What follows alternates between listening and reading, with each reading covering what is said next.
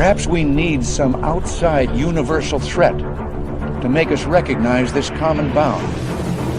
I occasionally think how quickly our differences worldwide would vanish if we were facing an alien threat from outside this world.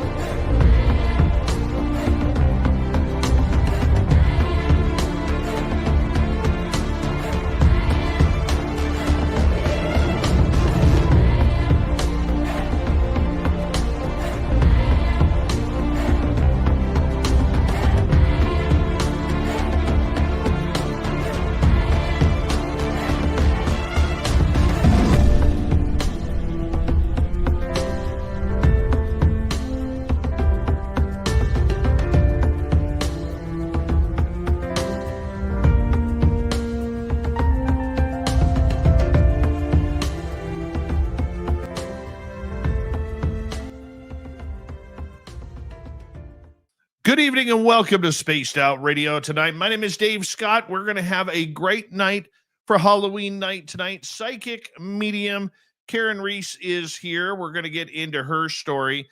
And I'm going to be honest with you guys. She has beautiful hair. Beautiful hair. So make sure you make a comment on her hair because it's fantastic tonight.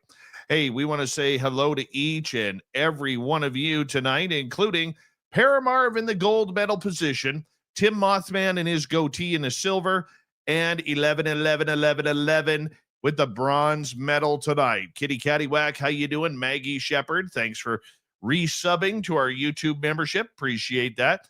Mel WD40 is here lubing us up for tonight's show because you can't have psychic predictions and premonitions without being lubed up. So thank you, Mel. Very much appreciate your love and support. Race fan, how you doing? Robert Lamoth, nice to see you. Hi there, Luscious Jules. Gory Tiger is here. Gory Tiger will be signing autographs after the show. Line up to the left of the studio if you don't mind. To the left of the studio. Middletown Mike, welcome to the show. Happy Halloween to you. And B, how are you tonight? Nice to see you. Tim Mothman and his goatee, two separate entities. Necessary dialogue. Nice to have you here. All right, let's continue on with roll call. There's T-Bone, my man. How you doing, brother? Hope you had a good night handing out candy to the kids, my friend. And who else is here? Well, let's scroll down. Carol Amario, nice to see you as we continue on with roll call tonight. Road Flare, Eternity Eternal, and Little Cam on YouTube. He literally handed out 1,322 pieces of candy tonight to warm up to this show. And he also ate 2,000 of them. So he's a little full tonight. Full stomach tonight. Took a night off. Zed Hutt, how you doing, my friend?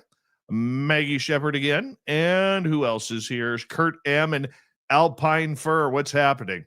Number 22 in your program tonight, starting on defense from Stockholm, Sweden. Lars Jansson. There he is.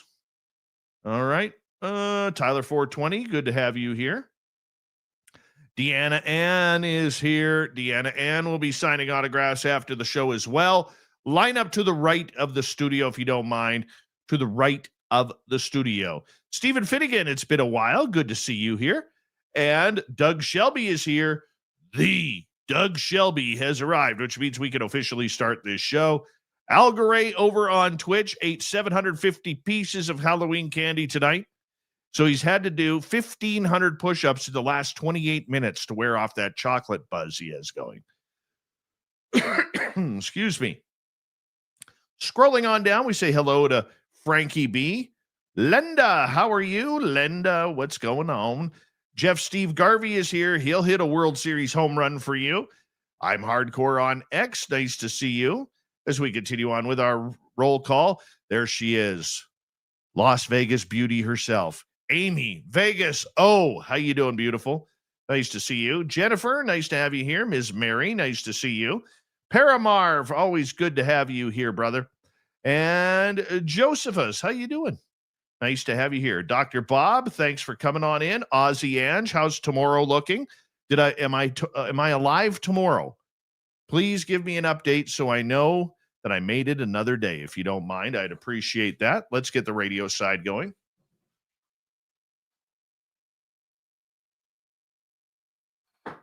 Hello and welcome to the radio and podcast side of Spaced Out Radio tonight. My name is Dave Scott.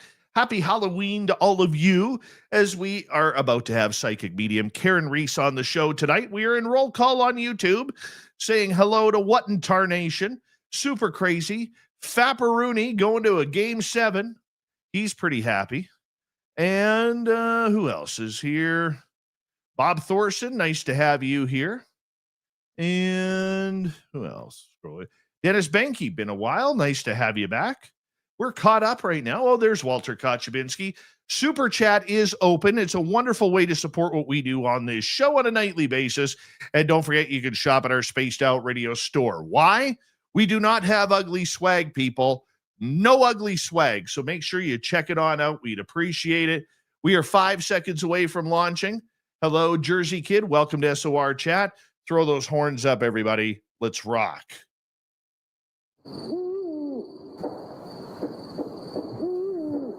Are you ready to hear your mystic voice of the night? It's time to wake up. He's here. Shush. Be quiet. He's ready for you to listen. Let's point our ears towards the little cabin in the woods, where together, my friends, we own the night.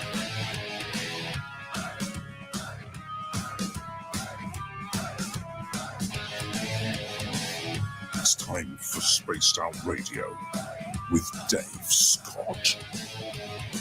From the mountains of central British Columbia to you listening around the world, this, my friends, is Spaced Out Radio.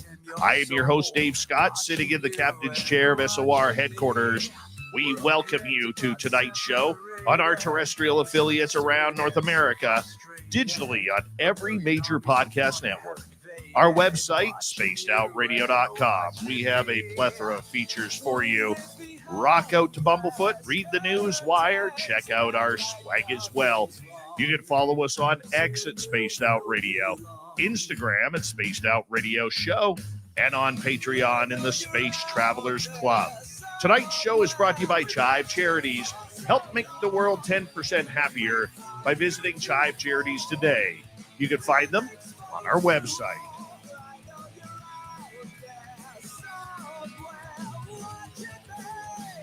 We have an amazing show coming up for you tonight. Psychic intuitive Karyn Reece is going to be with us. We're going to have a great show with her coming on up. Then in hour number 3, Swamp Dweller will kick things off. From there, the legendary extra small Lee Strauss will be here for the Q&A. So let's get right into it. It's going to be a fun night. Renowned psychic medium Karyn Reece is joining us for an unforgettable night of spiritual connection, psychic insight, and messages from beyond.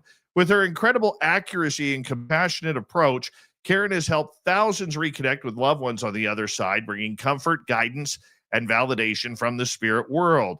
As a gifted psychic, intuitive, and television personality, Karyn shares her experiences with the paranormal investigations, psychic readings, and life after death. She also helps with cold cases and people who have unfortunately been unalived. Yet it reveals how we can all tune into a higher frequency of awareness, from chilling ghost encounters to uplifting spiritual lessons.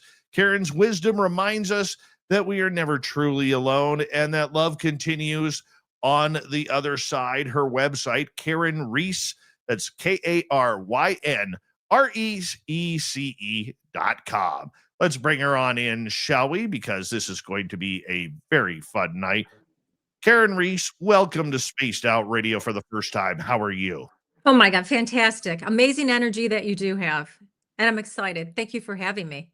Well, you know what as someone who does a radio show every single night, you got to have a little bit of energy with you in order to please the crowd, please the fans, so that way you can give them a little tip of the cap before you say goodnight to them on each and every night. But thank you so much for doing this. Very glad to meet you and have you on the show. I always like to start off a little bit smooth and warm things up. You have been a psychic medium for a long time. When did you Mhm. first notice your abilities? Actually, when I was in my crib, I remember this woman, Margaret, who used to visit me. And I thought it was all normal. My mom was the same way, her side of the family. So my mom would walk by, she might say, "Oh, I see three monks," or what have you, or there's going to be a train crash. When I'm like maybe 4 or 5, I'd go shopping, I'd see, dead people smiling at me. Maybe it's a husband following, a wife. And then at age 7, I predicted my dad's passing, and he should have passed. He was a great Canadian, great, loved his hockey, what have you. He was an engineer, but he was in great shape. Unfortunately, he passed away unexpectedly of a stroke. But I had predicted his death 3 weeks prior. And that's when I realized, and thank God, my one gram was in town, and she was very psychic that, she started to advise me on it. So that's when I realized not everybody could see dead people. And let me tell you, Dave, it's awkward teenage moments when you're, at that age. But that's a whole nother, part of my life. You have been everywhere with this. You've been on Mhm. television, you've been on radio shows, you've been to Yep. conferences, you've been talking to businesses, CEOs, entrepreneurs. When did you find that you had a grasp of your gift and that this was somewhere the universe was going to take you career wise? Oh my God. You know what? This industry picks you. You don't pick it. And I knew as a little girl I would be on national TV. I remember watching Oprah Winfrey, and I was probably maybe 10 at the time or whatever age, saying, one day I'm going to be on, national TV. And I remember looking at my Akashic books, going out of body, which I used to do that a lot. I would lay in my bed, I would look up at the ceiling, and I would find myself, floating above. But I kept seeing it, in different ways, different messages. But it wasn't until and I was doing like, dabbling in it. I'd been a stockbroker. I was the youngest female stockbroker in Buffalo. I was in my first year in college, by the way. I thought about being a plastic surgeon. I was back and forth on a lot of different things. And I saw an advertisement to become a stockbroker, got that, got into the industry, loved it, learned a lot about business. So I was in the money business for a while. And then one day I heard from my guides, you're going to go into this full time. I'm like, I'm not going to go into this full time. I'm going to work my business. And when I'm, a senior citizen, gray hair, then I can put the turban on and look at my crystal ball. It's not going to happen before then. I'll still do readings because they just come naturally. Like it's just one of those things. I don't use tools. Well, they had a greater design because I was at this one place and I was accused of not making calls, which was funny because I had said to my coworker, I said, "Oh God, I just did 100 dials within, a half hour." We were laughing about it and she knew it. And then I was called in and the boss said, "You didn't make any calls." So I said to Debbie, I said, "Come here, how many calls did I make?" And I told him I did 100. So she did 100. So it wasn't showing up at his end. So electronically, the spirits were starting to, play games with me. They were going to be like, "Karyn, if you're not going to just go, we're going to push you out." So as a result, and I was great with my numbers, hitting my goals. I ended up saying, "I'm not here to be harassed. This is just ridiculous. I don't need this. Not it, I'll find something else." And anyways, within like a week and a half, my business started to snowball. So I actually had no choice. They actually pushed me out. And the rest is history. So here I am, 10,000 people later, dead and alive. So How do you discover that this is what you're going to be doing? I realize you just said that, spirit kind of pushes you in the direction. In a way, I've, similarly had something like that happen to me over the years a long time ago. But for you, how did you put the trust in the fact that spirit was going to take care of you, that spirit had that different plan, had that direction that they wanted you to go in order to get the messages out, to help people, to be mhm. a loving voice and a caring voice when someone needed it? How did you know you could rely on that? What was for a lot of people, when change is made, change is extremely Mm. scary. When you're Yeah. leaving your comfort zone, it doesn't matter how abused you are at work or how much you love your current job. When spirit talks to you that strongly, there is still a fear of what if this doesn't work? How did you compensate? You know what? There was no option. And I think throughout my life, I was being tested. I had a lot of changes that I had to adapt to, which, as you indicated, many people are uncomfortable with changes. So I just went with that. I'm like, all right, here I am. Okay, if you say my business is going to, this is what I thought at the time, is going to snowball, no pun intended. I am in Buffalo after all. Let's see what happens. And it actually just started. So I really didn't have much time to any bumper space to really, consider maybe it's not going to, work out. I mean, it just kept snowballing and snowballing and snowballing. So I'm like, all right, I'll just, go with the flow. So that's how that, works. And again, this industry, it just pushes you, or the, spirit world. But as a kid, I think when you're a psychic, and I don't use tools, I see like little TV screens, I see dead people. So because I'm both a psychic and a medium, I'll see TV screens, and then screens rather, and then people on the other side will give me insight into whoever I'm reading, because they can see within, their aura, so they can read and then give me the information. Bobby's going to do this, or I might see Bobby doing it, with the TV screen. So with me, I just went with it and had fun along the way. You have an opportunity at this point, because a lot of people think just being psychic is doing readings. It's Mhm. a lot more than that. Yes. I mean, it's not like, and this is no offense to Teresa Caputo, but when you're walking, she's made for television. Well, when you're walking through the grocery store or the flower shop, and all of a sudden you hear the spooky music behind you, and you're like, oh, I got a message for this person. I got a message. That's not really the way it works. Tell us how it works for you. Well, it's really funny. There's a lot to be said because I work in TV, and it's funny. And um, for me, I mean, I can just read on the spot, but I tell people whatever you're supposed to get, you're going to get. With TV, it's a little bit different. You set off, and then you have to sign. They'll go up to Betty in the grocery store. Betty, do you want to talk to somebody? There's a psychic here. Sign the disclaimer form. Oh my God, I want to talk to my father. Whatever. So that's a whole different thing. When I do my readings, whether I'm doing audience, which I love doing audience, because you don't know what you're going to get. It's like a box of chocolate. So I do a local TV show here, and I've been on national, but with the audience, we fill it up. We fill up to 100 seats, and I just pick people. And it's fun because you see the reactions. I get pulled in the direction, and boom, I can give a message. I could actually sit in, like, I don't know, the middle of the street or something, and give tune in to whatever I need to tune into. I don't really, I just focus what comes to me. That's the way I work. It just, it just comes. So Okay, so when you're doing those public readings, I think one of the things a lot of skeptics have in problem with psychic, because, or with psychics, is the generalizations. I can sit there, or anybody can sit there and say, is there someone here with the letter A, name of the letter A, A-N, mhm, A-N-D, a lot of people can do that. And realistically, in my mind, that's kind of leading someone on, you I call know? that fishing. You're 100%. Yeah.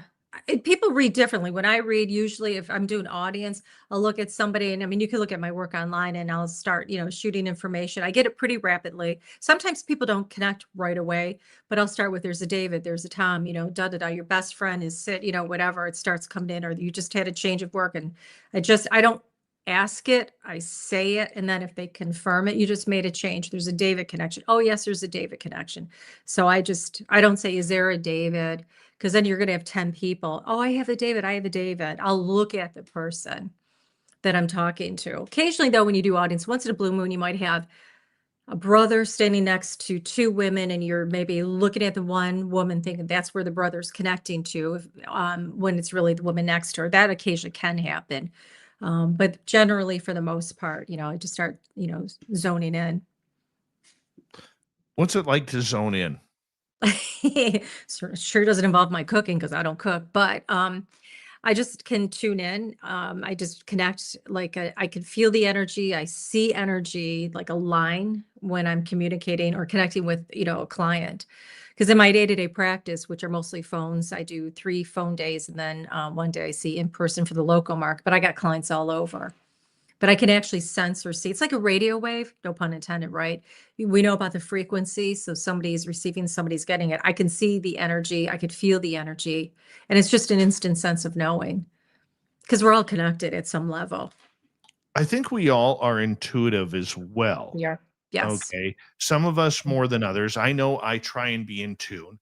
One of the things that I have is, if there's somebody around me, or somebody who I truly care about, like they're part of my heart and soul.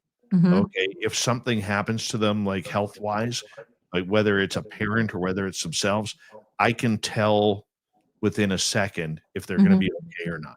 And so far, knock on wood, I'm batting 100% on that. Our guest, Varla Ventura, came down with breast cancer.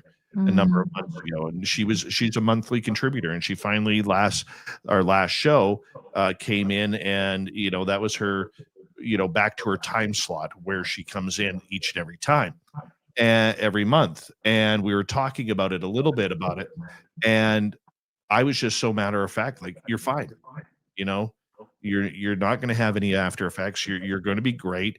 Don't even dwell on it. Just live Mhm. your life. Yeah, you got to go through the treatment. It's going to suck a little bit, but don't worry about it. It's all good. And you know what? That's what happened. Now a lot of people will say, well, that's just positive thoughts that you're giving, but this was like a power message. Like, you're almost Mhm. channeling that message. It's not you, it's your guides or your spirits around you that are just saying, we got this. Don't even worry about it. Exactly, and the fact that you listen to it, and there's a different feel than just having positive thoughts. You have that intensity about it, whether you could feel that an Yeah. emotional state or you're getting like an intense, image, or however you're getting it, but it's a whole different type of energy that you're dealing with. So, and I can understand why sometimes people are, a little on the skeptical side. They haven't experienced it and they want to left brain everything, which is fine.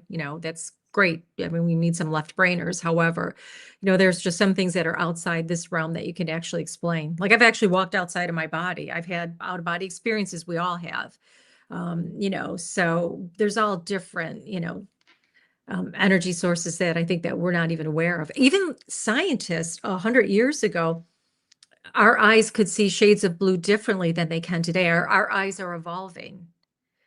So we see shades of blue in a much more richer look as opposed to like 100 years ago. I'm going to ask you back to back questions here. What is your favorite part of being psychic intuitive? Oh God.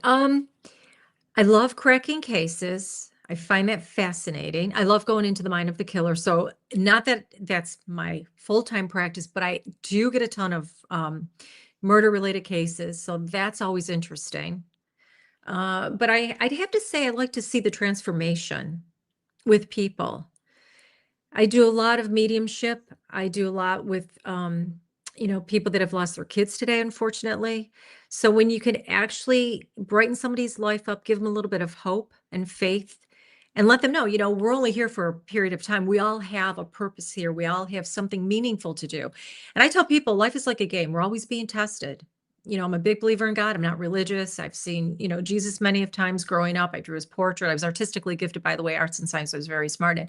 So our whole point is, what can we do? What are we testing ourselves? How is the universe testing us? We're all here to sort of raise, the bar up. We're all here to try to raise people to the next level. And, so sometimes, we've got some challenges. So I like to see people moving forward and having great things happen to them. And what would be your biggest detriment that you feel about being psychic? That's a good question. Probably the biggest detriment, sometimes I'm overworked, which this type of energy can drain you. So sometimes I push the limits. So if somebody has some sort of something going on and, and it's a pressing situation, rather than get my rest, I'm taking care of that. So that's more of the detriment, more on the physical level, because if somebody's in a really bad place, I want to make sure we get them past it. We can get them to a better place. So if that means, all right, I've got to compromise my own health, so be it. We got to focus on getting somebody to a better place. Have you ever had a situation that came so strong to you, like a spirit or entity came so strong Oh, with yeah. you, and the person on this side completely argumentatively rejected your help? I have over the years, I mean, because I've read a ton of people, and sometimes people want to hear what they want to hear, and it may not be what's being told to them. I tell people I have no control over what comes in, past, present, future, or dead people. This is your world, you do with what you want. But there have been some instances where people, prefer some information as opposed to what they get. But I always tell people you got, free will. If you're, you know, at that point. So there's been a few. I mean, it just happens. People are people. I don't take it personal. If anything, I just take it as though it's their opportunity to learn and to grow. They're in a certain place, and sometimes they need to learn the lesson. Maybe they need to be, more, open-minded. Right. or whatever the issue may be. So it is what it is. I tell It people I'm just a messenger, so. No, I get that, but, some people are also afraid of that message too. Mhm. Well, I think from my experience, one of the reasons when I do my readings, I always tell people, at the time of your reading, if you keep doing what you're doing, this is what you get. You can change it. And if it's something that's already has happened, or maybe somebody on the other side and they're trying to have closure, we look for ways that it can be, deemed as closure. I've had many instances. A lot of people don't know this. They may have had bad childhoods, right? Maybe they didn't get along with their dad, and dad was really tough. And come to find out, because we all have various reasons why we're here. And oftentimes it's because you're being your father's teacher. So a lot of times all that sadness or, anger is changed to, I was his teacher. And it's easier for them to forgive. They're not the victim anymore. And that's what I try to do with most of my clients too, is try to get them out of that victim, ideology, which, I think today a lot of us feel that way for a lot of different reasons. And when you're a victim, you don't have control. But when you say, all right, something happened, it sucks, but, I still can, do what I can do and try to make my life the best I can make it, and God gave me a brain and I've got, options. So, Absolutely, but have you ever run into a situation, as we got about 3 minutes to go, mhm. have you ever run into a situation where people were just like, "Karen, I don't wanna hear it. I don't wanna move on. I don't wanna know what the message is. Just leave me alone. Don't contact me again." You know, has that ever happened to you where it's been a little bit spiteful? No, because it's up to them. I don't reach out to them. So they come to me and it's at the time of the reading. So I've never encountered that. I've encountered some people again, once in a blue moon that maybe, they're hoping that I would say you're going to marry the guy you're with, or, your husband's here and he wants me to tell you this, and the husband says something else. But I've never had that happen. But I also respect people. And I also feel, if you want to connect, it's up to you. But I would never, put a reach out to somebody that didn't want my, Right, that you makes know, sense. yeah, I'm respectful. And I'm professional about it too. I can't stand it when you see psychics that run up to people and they give them this line of nonsense. Oh, there's somebody following you. I'm like, really? So Oh, I know. I it's so bad. remember, and I've said this story before. I remember, oh geez, probably going back now 7, 8 years. I had a young lady, well, she wasn't that young, but younger than me, come into my chat room, and she was here, almost every night for about 6 months. Talked about how she wished she had the gift. She wished she had had an experience, all this kind of stuff. She added me, or she asked me to be her Facebook friend on. So, like a lot of the listeners, I allow them to Mhm. be my Facebook friend, not a big deal. And probably after about 6 months of her coming into my chat room, all of a sudden she's doing psychic readings. Remember when Facebook Live became really big at the beginning? She Yes. was all of a sudden doing psychic readings on Facebook Live. And I'm like, "You're not even psychic. You don't like 3 months ago, you were saying that you wished you had abilities and that you wished that Mhm. you had the ability to have an experience, that you'd never experienced anything, and now you're playing with people's lives." That's a big problem right now. A really big problem because there's no regulation in the industry. Well, I mean, you hear it a few times a year where these alleged psychic people give the real psychics a bad name, where they're Mhm. saying, "I'll cleanse your house, but it's gonna cost you $15,000. That's the number Yes. spirit gave me," or, "It's gonna cost. We're gonna have to do it 3 times at 20 grand a piece. We're gonna Mhm. have to do it over the next 6 months, once every 2 months." They come up with this grandiose scheme. Unfortunately, the industry is loaded with people taking advantage of people at their lowest time of life. And I know you're not one of those. That's why we have you on this show. Karyn Reece is here tonight on Spaced Out Radio. Karen also works cold cases, trying to find what happened to somebody who had not so good encounter with other people. Yeah. because we got to be politically correct now in media. We'll be right back.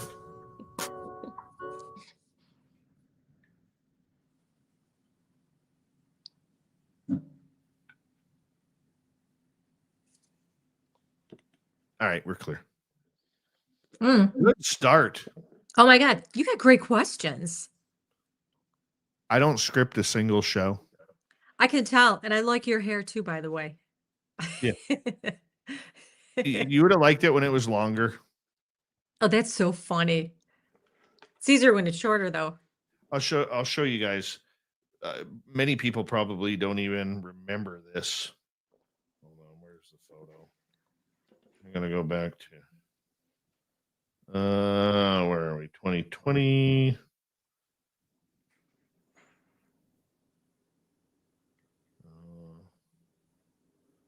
Oh, that's 2022. Hold on. 2020.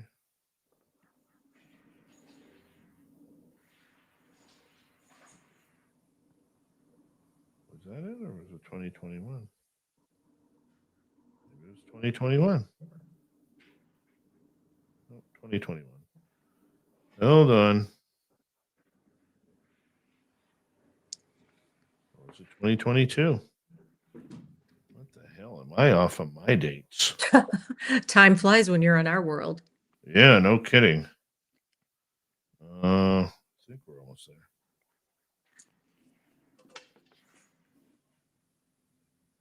Maybe it was 2023. I don't know. Hold on.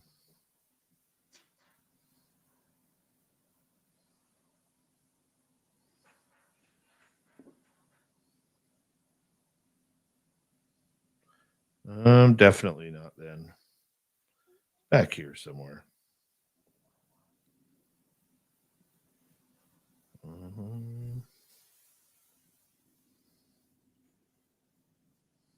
You got a really good show, too. Thank you. We do it a little bit differently. Totally. I was, total different angle. Now, is that wallpaper on your walls, Dave, or is that just No, a that's blank paint. screen? Oh, that's so cool. That's drink cognac.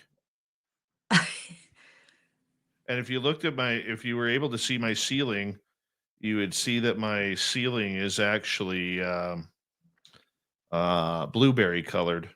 Wow, that is so cool. It's actually a gorgeous combination. Mm-hmm. I used to draw portraits. I graduated with arts and science. I sometimes use my artwork, but I don't do it as much as I used to because it's time consuming, just like little sketches. So I'm totally into, like, the artwork is amazing. Oh, we'll go this way. This was my hair in 2020. Hold on. We got time? Yeah. This was my hair in 2020. Oh my God. Huge difference, Dave. Yeah. Wow. You know what the shitty part about that hair was? I'd never donated hair, and I always wanted to donate hair. And I had a listener in Phoenix, Arizona, who claimed that she had cancer and that she had lost her hair. So I went and cut my hair for her. Okay. And I donated it to her because like my hair had like 4 colors in it. And found out she didn't have cancer. Oh, geez. Why do people? Yeah. That's just the evil of the world. She just wanted the sympathy. Yeah. There's so much. That's just wrong like a It thong. pissed me off because I'd never donated hair before. And I really I grew that for like 2 years. Wow. And like my feelings were, not to sound selfish, my feelings were extremely hurt. How could you not be? Yeah. Cowie Schneider, how are you tonight? Nice to see you. And who else jumped in here? Just want to make sure I say hello to everybody. It's one of those things. Jessica McCreary, nice to see you. The gorgeous and talented Kira, how you feeling, my beautiful friend? let me know. Chazmataz, how you doing? And I think we are caught up. Yes, we are. We got about 30 seconds. Yeah, so she basically stole my hair. Wow. That's And just, yeah. And how I figured it out was um about 3 months later, she said she had a like stage 4 breast cancer or something like that. And right after that, like 3 months later, she's like, "Oh, I'm perfectly fine." oh, Nothing wrong. really? I'm like, "Come on. Here we go."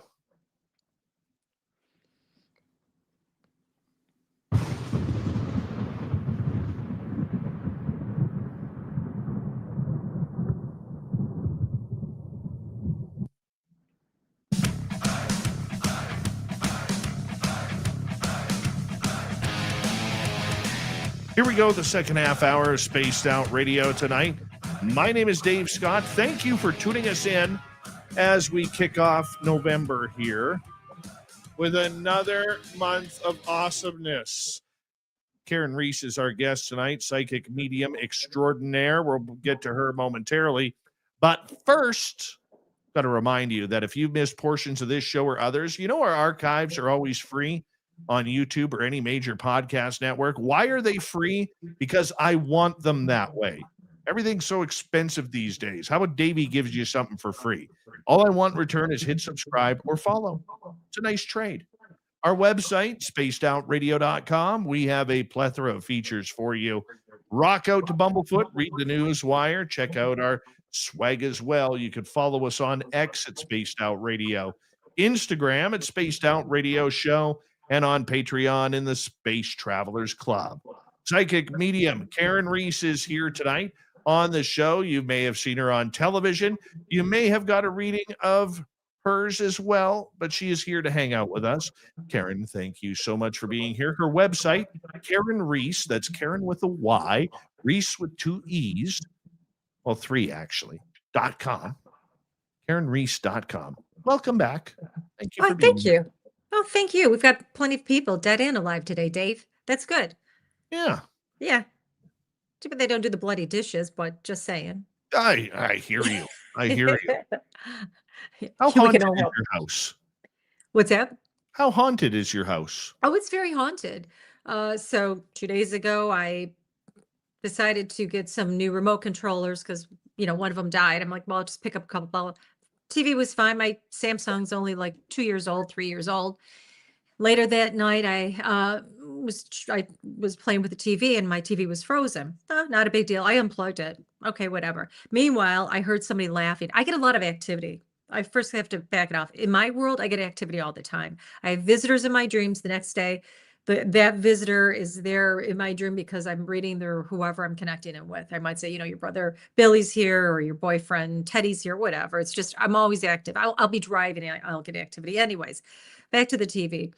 So I heard somebody giggling and I unplugged it, put it back in, and I still couldn't, change the channels. I could do the volume. I go, something's not right. So I tried my 2 remote controls. I tried the Samsung remote control. I tried the original one that I had that I replaced, one of the extra ones. So now I'm on the line with Samsung and I'm chatting. And the gentleman at the other end said, go ahead and unplug it. I'm like, I've already done it. So I did it. I turn the TV, I pull out all the plugs. There's no power to my Samsung and my TV show is going. But it gets even better. So I said to this kid, I said, my TV's going and there's no power in this TV. Never happened before. And the show was called, Killing Eve. I go, haha, which I'm beginning to think there's a whole side to this. We'll get to that in a minute. So today, same thing, turn on the TV. Can't get it to change channels, whatever. I'm like, I have a ghost. I heard somebody giggling. They think it's funny. A lot of times I get electrical, weird things. So fine. I'm like, all right, well, I'm going to go get a new box. I'm just going to try a new box. So I unplugged my TV. Now the TV show is still going. And again, there's no energy, no electricity going into my Samsung, but the movie's still playing. So I grab the box. I'm going to turn it into cable, get a new box, come back, and install that. So I bring the new one back, and as I'm coming into the door, I noticed that the new TV show, because it's gone to the next show while I was gone for like an hour, it's The Sixth Sense, one of my favorite movies. So this TV keeps rolling. There's no power. I have no idea, other than some ghostly person is making my TV work without power. So there you go. So put the new box in, and there you have it. But I still can't get these people to do the bloody dishes or the laundry for me. So just say, but I get a lot of activity. I have one for you, and I need your help. Sure. All right. So our radio audience won't be able to see this, but if you've caught us on YouTube or social media where you've checked out our videos, behind me I have a Bigfoot. It lights up. It's just the foot of a Bigfoot. And I will turn it off each and every night. And probably 4 to 5 times a week when I come into the studio, the light is on. There you go. Who's turning it on? There's actually I think it's your father, your grandfather that likes to play with that. There's also somebody named Walt or Wally that walks in your house too, which I don't think you're related to a Walter or Wally. So you've got like 2 activities going on. Well, it's definitely not my father It's gotta be your because father's he's father. upstairs sleeping right now. Yeah. Or like a father. So it's your grandfather, your father's who's doing Mhm. it. Yep. And do you have a Robert or a Bob connection? Because there is somebody in your house with that name that you're aware of. No. Yeah. So you got a I, Robert I, and a I Walt. know that there is a Richard here. You He's got out. a He's outside though. No, you have a Robert walking in your house. He might go by Bob, a spirit, and there's somebody by the name of Walt or Wally, which is a weird name. So you have 2 people, but the one that's playing with your foot is your grandfather, your father's father, because I heard father. That's what I heard really fast. So that would be your dad's dad. That's cool. Yeah, it's I really like it. cool. I like Yeah, it. he likes you too. Do you have to like chop down some trees or do something with your trees or something? Is there like a big tree that's a problem? It's gonna cave in? I did. Did it cave over or was gonna hit your house or something? No, but it shattered on its own Oh, and okay. Was that recent? That's your dad's dad talking to me. He's the one that does your foot, by the way. a couple of years ago. Oh. Thank God you got it done before it really. Well, you Yeah. said it shattered though. Yeah, but it wouldn't have hit my house. It wasn't big enough. Yeah, because he was talking about a tree with some damage. Yeah. Good job, Grandpa said. But he confirmed he's the foot person, but he's also telling me there's 2 other spirits in your house that aren't connected to your house because you could go shopping and bring spirits home with you. I've done that all my life. I've gotten into the car one time I'm on my way. This is a funny story. Talk about a murder case, right? So years ago, I have to go to this house party. Don't know these people, and it's about an hour north of where I'm at. So halfway, I had to stop and get some gas. So I get out, I'm pumping the gas. As I got in, there's this guy. He's got red curly hair, like a reddish brown, color thing, like a curly wavy thing. And I looked at him. He goes, "You're going to read my brother." I go, "What?" I said, "They're all women." So I get to the house. He's driving with me, da, da, da, da, da, da. And then all of a sudden, I get there and I'm like, "Oh, we got a party." And, I've got, a brother in my car. And this woman looked at me and then I looked at her husband. I go, "Wait, that's your brother. It's your brother-in-law and your brother." Long story short, he was on his way out, but I said, "No, you have to come down. You're getting read first." I bring him down. So it's his brother-in-law with his wife, which turned out to be this gentleman's sister. And what ended up happening was this brother, which was it's a little bit convoluted, but his wife's brother had married his sister. So the husband and wife had introduced their siblings to each other. Her brother murdered his wife or his sister.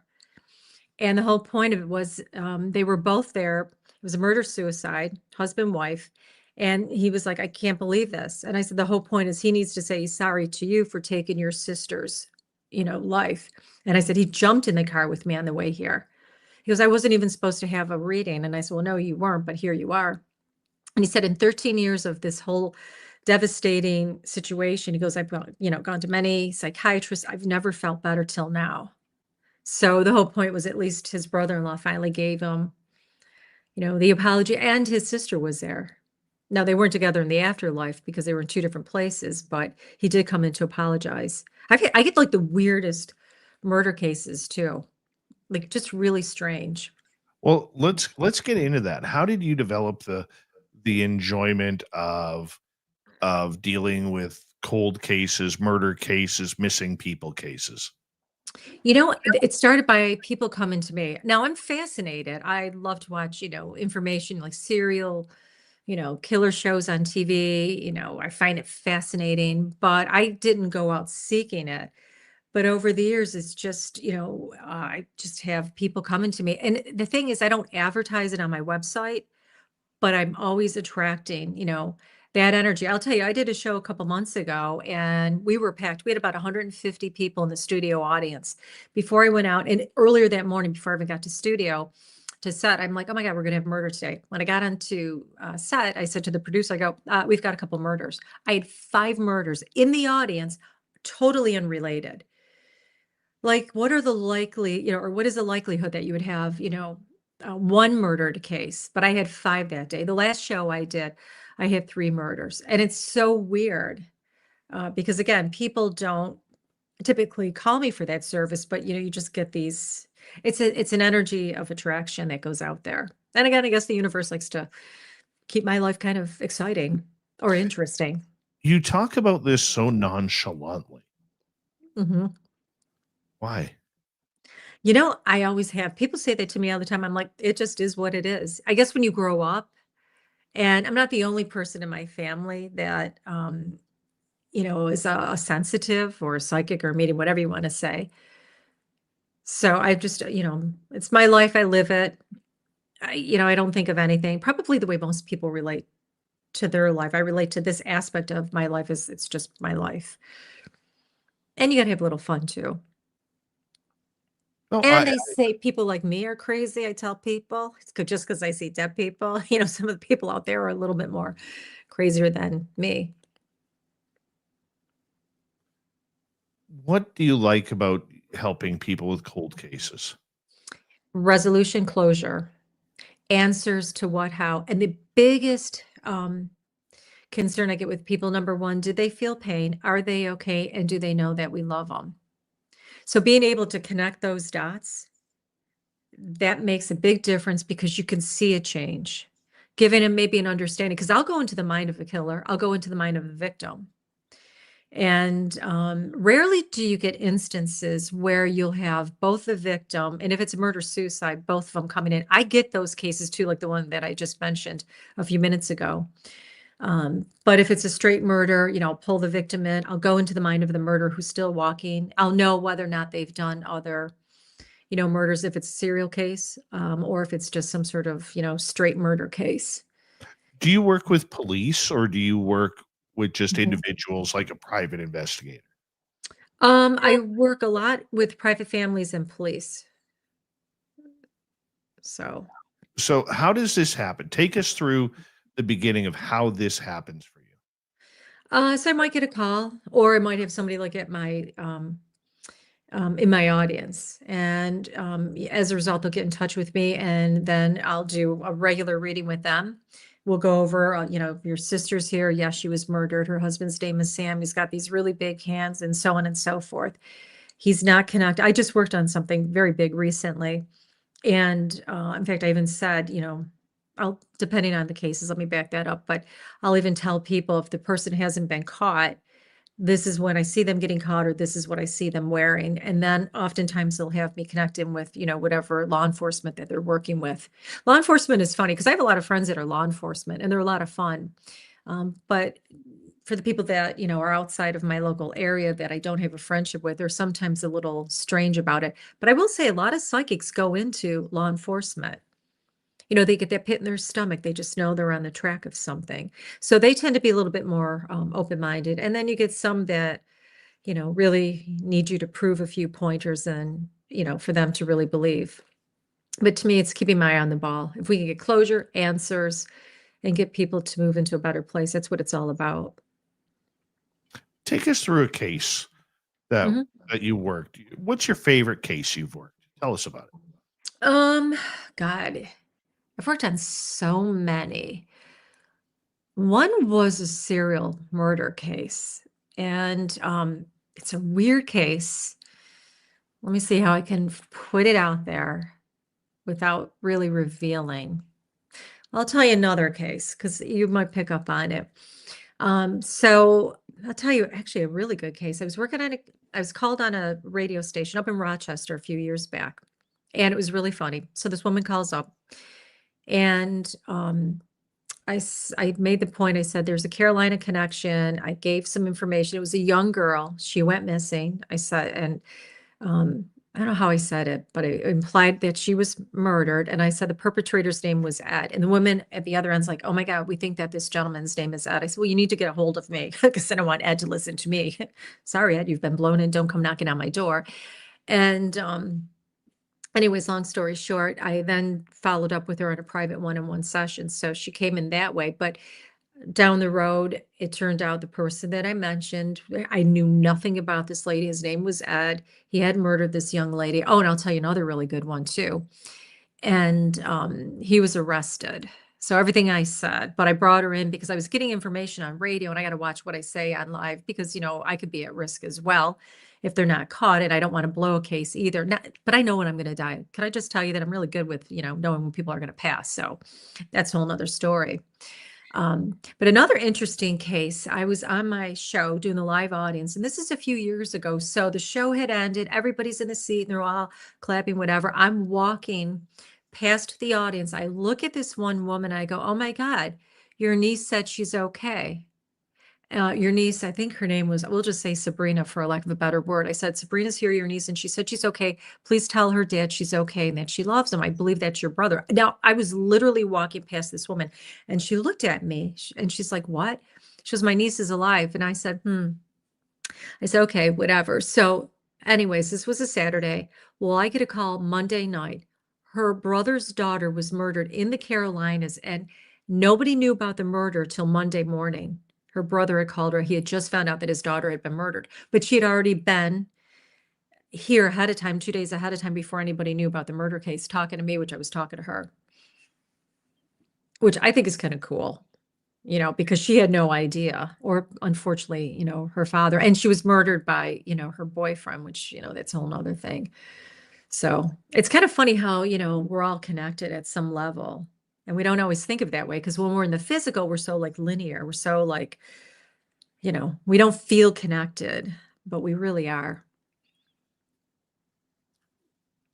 When you get a call from police, how does that work and what do you automatically do? Well, it's funny because I just had a call, not from police, but from another situation involving something. And right away I said, "Oh, you're with a case." I said, "Oh, by the way, here's the perpetrator's name. He's this type of description, yada, yada, yada." And a lot of times, if police call me, I just start, this, boom, boom, boom. So I don't need to have a lot. Sometimes people think you need to see a picture, sometimes, and all this other. I'm like, no, I don't want to see anything. Let me just tell you what I get. Then we can build on after that if we need to. But I really don't want to know anything, other than maybe something very simple. I'm here because there's a murder. Great. And this is what I'm picking up. Boom, boom, boom. Now, if you've got multiple cases, sorry about that. I'm a big animal lover. I might pick up 5 of their cases, but generally when they're calling, they have the intention for one case that they're very focused on. And I don't So, charge the police either. I'm such a, no, I get that, but how do you, okay, so when you say go into a case, do you do any research on it whatsoever? Or do no, you, okay. no, So it's explain truly why you cold. wouldn't do research on it. Now, when somebody calls me and it's a murder case, I don't want to know any distractions. I just want to tune in with what I get. And then we can fill in the gaps. Because when you do this type of work, it's like little pieces of the puzzle. It takes a lot of energy for dead people to talk. So I might hear them say, like in your case, "Father, father." I'm like, it's father or father's father. Or I might hear somebody say the name, Aaron, when they're really trying to say Karen. So it depends on the energy because it takes a lot of people on the other side to communicate. If I'm getting it psychically, then I'm seeing like little like pictures. So I'm trying to put like this little storybook together. So that's the way I get it. Somebody calls, I tune in and I just tell them what I get, and then we can proceed further. And then they could say, oh, well, yeah, her name was Carol and she's blonde haired or whatever. You're 100% right, Karen. That's what we have. How many people have you found? God, that's a good question. Probably in the amount of time I've been doing this, because sometimes they'll find the bodies, but then we're trying to locate the actual perpetrators. So I do both. So sometimes the perpetrators are on the loose. So, I don't even know, probably, there's been a lot, probably at least 50 to 100. Really? Yeah, there's been a lot but we're talking for a long time, for, years that I've made connections. Or I'll say, this person, was in Arizona. I know he's from Nebraska, but he's in Arizona and he buried her in lime, cut her body parts up or whatever the situation may be. So Take us to one that really hit you. We have 4 minutes. Sure. So one actually involved a boy that was murdered by his mother. And I kept saying it's the mother, but they were looking at the stepfather, but it was really the mother. And when I said, you need to go into this direction and you need to look here and you need to get that, and it was out of my area, that really hit hard because eventually she was arrested. They thought it was the father that had murdered the kid, poisoned him, but it was the mother that did it. Oh, wow. Yeah. Like, that's really sick. Like, my biggest thing in life, don't hurt animals and don't hurt people. Treat people and animals the way you want to be treated. If we just abided by that, we'd have a much better world. No kidding. Yeah. No kidding. Have you ever refused a case because of maybe the grotesqueness of the case? No, because even if I were to do that, I would still psychically see, like, whatever, if guts are spilled out, or things like that. Like, I hate going into hospitals. I've dead people that bother me. And then I could see bodies. I mean, I see that a lot, deceased bodies or images of bodies that had once been in a spot, maybe in a room or something around a bed or something like that. So, I mean, I think it's, it is what it is. I was just at an asylum recently and they have a morgue room and I could see a dead person from back in the day on the table. Now, nobody else could see. And I could see all the guts from a previous autopsy. So I went backwards in time for a hot minute and saw, at the time when they were doing an autopsy. So what a way to go, so not my cup of tea. No, I can see where that wouldn't be your cup of tea either. Yeah. I don't think it would be many of our cups of tea. Listen, be with a blunt. name like Reese's Pieces, just not there, so. How do you keep, I kind of look at you, let me rephrase that. I kind of look at you as kind of like a counselor. You have to be able to be helpful without getting emotionally involved. But when you work on a psychic level with cold cases or people who are missing, it's hard not to take it personally. How do you keep the professionalism from making it a personal quest?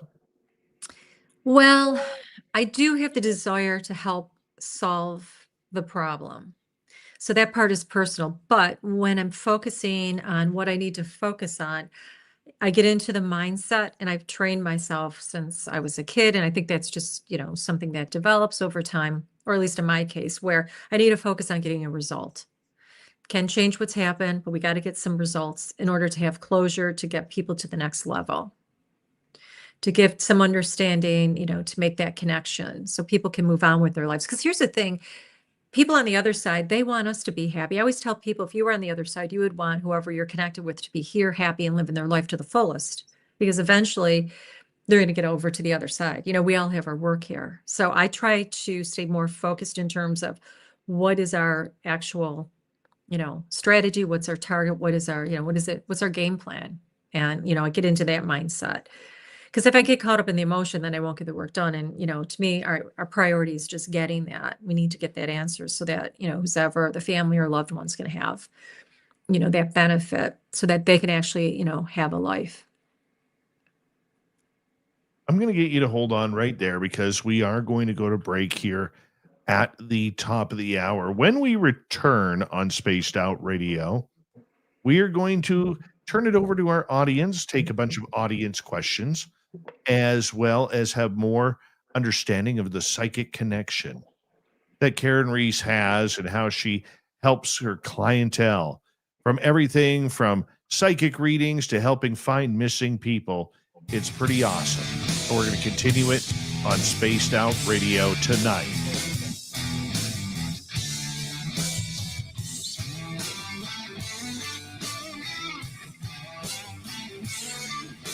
This is Spaced Out Radio with host Dave Scott.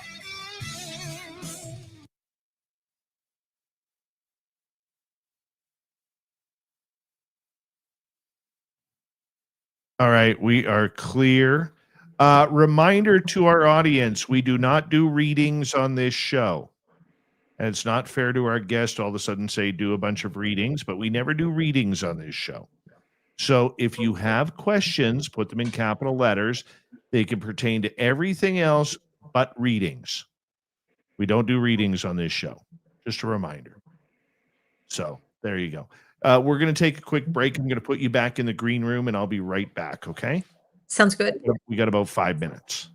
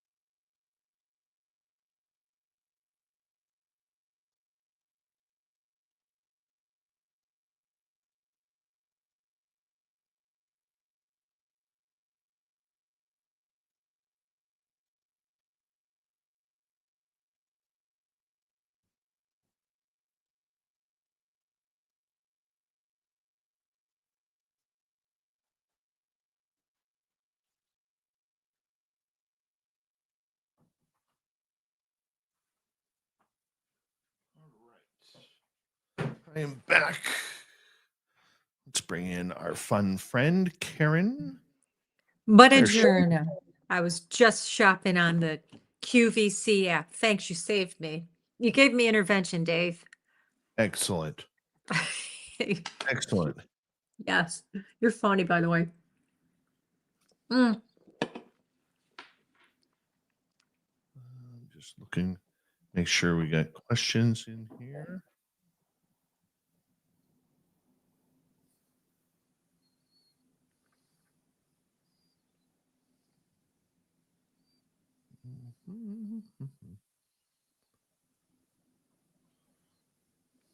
Okay, I've got them all here so far. Keep them coming.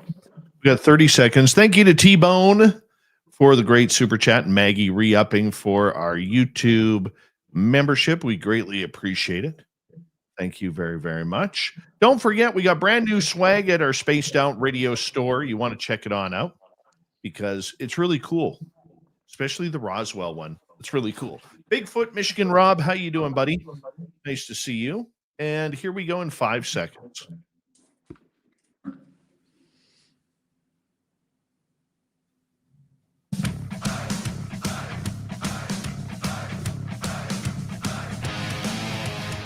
Here we go with hour number 2 of Spaced Out Radio tonight. Good to have you with us. My name is Dave Scott. We greatly appreciate earning your listening ears. Before we get back to tonight's show, I want to say hello to everyone listening in on our terrestrial affiliates around North America, digitally on every major podcast network. Our website, spacedoutradio.com, we have a plethora of features for you. Rock out to Bumblefoot, read the news wire, check out our swag as well. You can follow us on X at Spaced Out Radio, Instagram at Spaced Out Radio Show, and on Patreon in the Space Travelers Club. The Desert Clam has set the password for tonight in the SOR Space Travelers Club. And what is this? Obnubilate. Obnubilate is your password. Use it wisely, Space Travelers, as the Clam sets the password each and every night right here on Spaced Out Radio. Let's get to our guest, psychic medium. She has done everything from do readings for Hollywood movie stars to helping cold cases get cracked right open. Karyn Reece is her name, and she is out of Buffalo, New York. Hanging on out with us tonight. KarynReece.com is her website. That's Karyn with a Y, Reece, REECE.com. Make sure you check it on out. Karyn, thank you so much for being here. Oh my God, thank you. It's so much fun. You got a great bunch of people. Great audience. We do have a great audience. You No matter do. where they're listening in the world today. It is absolutely fantastic. What's your favorite subject to read on a person? My favorite subject to read on a person. Well, I personally love business, but it really depends. I don't know. I don't know if there's really a favorite subject. Um, everything is so different. There's always like variety. So when I'm reading, I'm actually focusing on what they need to hear. I occasionally get some crazy stories though. There's no doubt about that. You'll just crazy stories, crazy weird stories, but those are always kind of fascinating because then you're like, really, people do these things, so. What's the weirdest case somebody has asked you to read on them? Like, what's the weirdest subject? Well, I've had instances where people are dating family members. That's really weird. I've actually picked that up. Or, and people don't, like it might be a cousin dating her cousin's husband. I was just talking about this, like they're best friends, but she's dating the husband. The husband dies. She's upset. Her cousin's out in the waiting room. I just had this weird situation. That's like so weird. So I've had that. I'll tell you, I'm a big animal lover. One thing I do love is when I have animals in my readings. And, I've had one instance where a woman was like, when she first sat down, she's very like difficult and cold. I'm like, oh, your birthday's September. Yeah. Your middle name is Barbara. Yep. You just got a new job and you're now in the nursing field. You left, whatever it was. Yeah. She's like one of those. And then I said, oh my God, your dog Katie's here. All of a sudden she started to cry. And I said, she came as a Christmas present like 12 years ago. Oh my God, yes. And she's going on. And now she's my best friend because that broke the ice. And turns out, she says, I don't understand. My priest said that, I would never see my dog again. Dogs don't have spirits. I said, no, spirit is a living force. I said, first of all, go back to your priest and fireman. By the way, tell him it was a psychic that told you spirit is a living force. So, those are like really heartwarming ones for me because like I said, I'm a big animal lover. So gotta love those. But I've had all sorts of crazy, I know one time I was reading a woman and I said to her, I said, well, actually, I'll tell you a better one that happened recently. So this gentleman was supposed to have a reading. He forgot about his reading. It was a Thursday. Whatever. So he calls me up. Oh my God, I forgot my reading. I said, I'll tell you what, I get you on Tuesday. This was like a Saturday, a few days later. I said, not a problem. Things happen for a reason, whatever. Just here, we were testing. I'm busy. I usually try not to engage with my customers. I have an online or I have an assistant that usually handles it, but it was a Saturday. So I'm like, yeah, I could fit you in on Tuesday at whatever. I think it was 12 o'clock. So Tuesday comes along. And I said, oh, it's great to talk to you, blah, blah, blah. It was a phone ring. I said, oh, by the way, your father Tom's here. He starts to cry. He goes, what? I go, oh, yeah, Tom. He's like a father. He's not technically your father, but he said like a father connection. It turns out Tom had died the day before on Monday. And I said, okay, this now makes sense. Totally unexpected. I said, had you come Thursday and you were coming for a whole different reason, he was coming, I guess, because he had some relationship issues. Had you come Thursday, Tom would have been alive. I go, the universe made this happen. He died Monday, totally unexpected. You're here. And I go, and by the way, who's Ann? Is that his wife? He goes, Ann is Tom's wife. And I said, so you're going to have to call Ann when you get off the phone and tell her what Tom said. And I said, that's the universe. So it's funny just how things work out. There are no such things as coincidence. I tell people, look for the signs. We all see the signs. When you see repeat signs, that there's something that's going to be, coming into your world.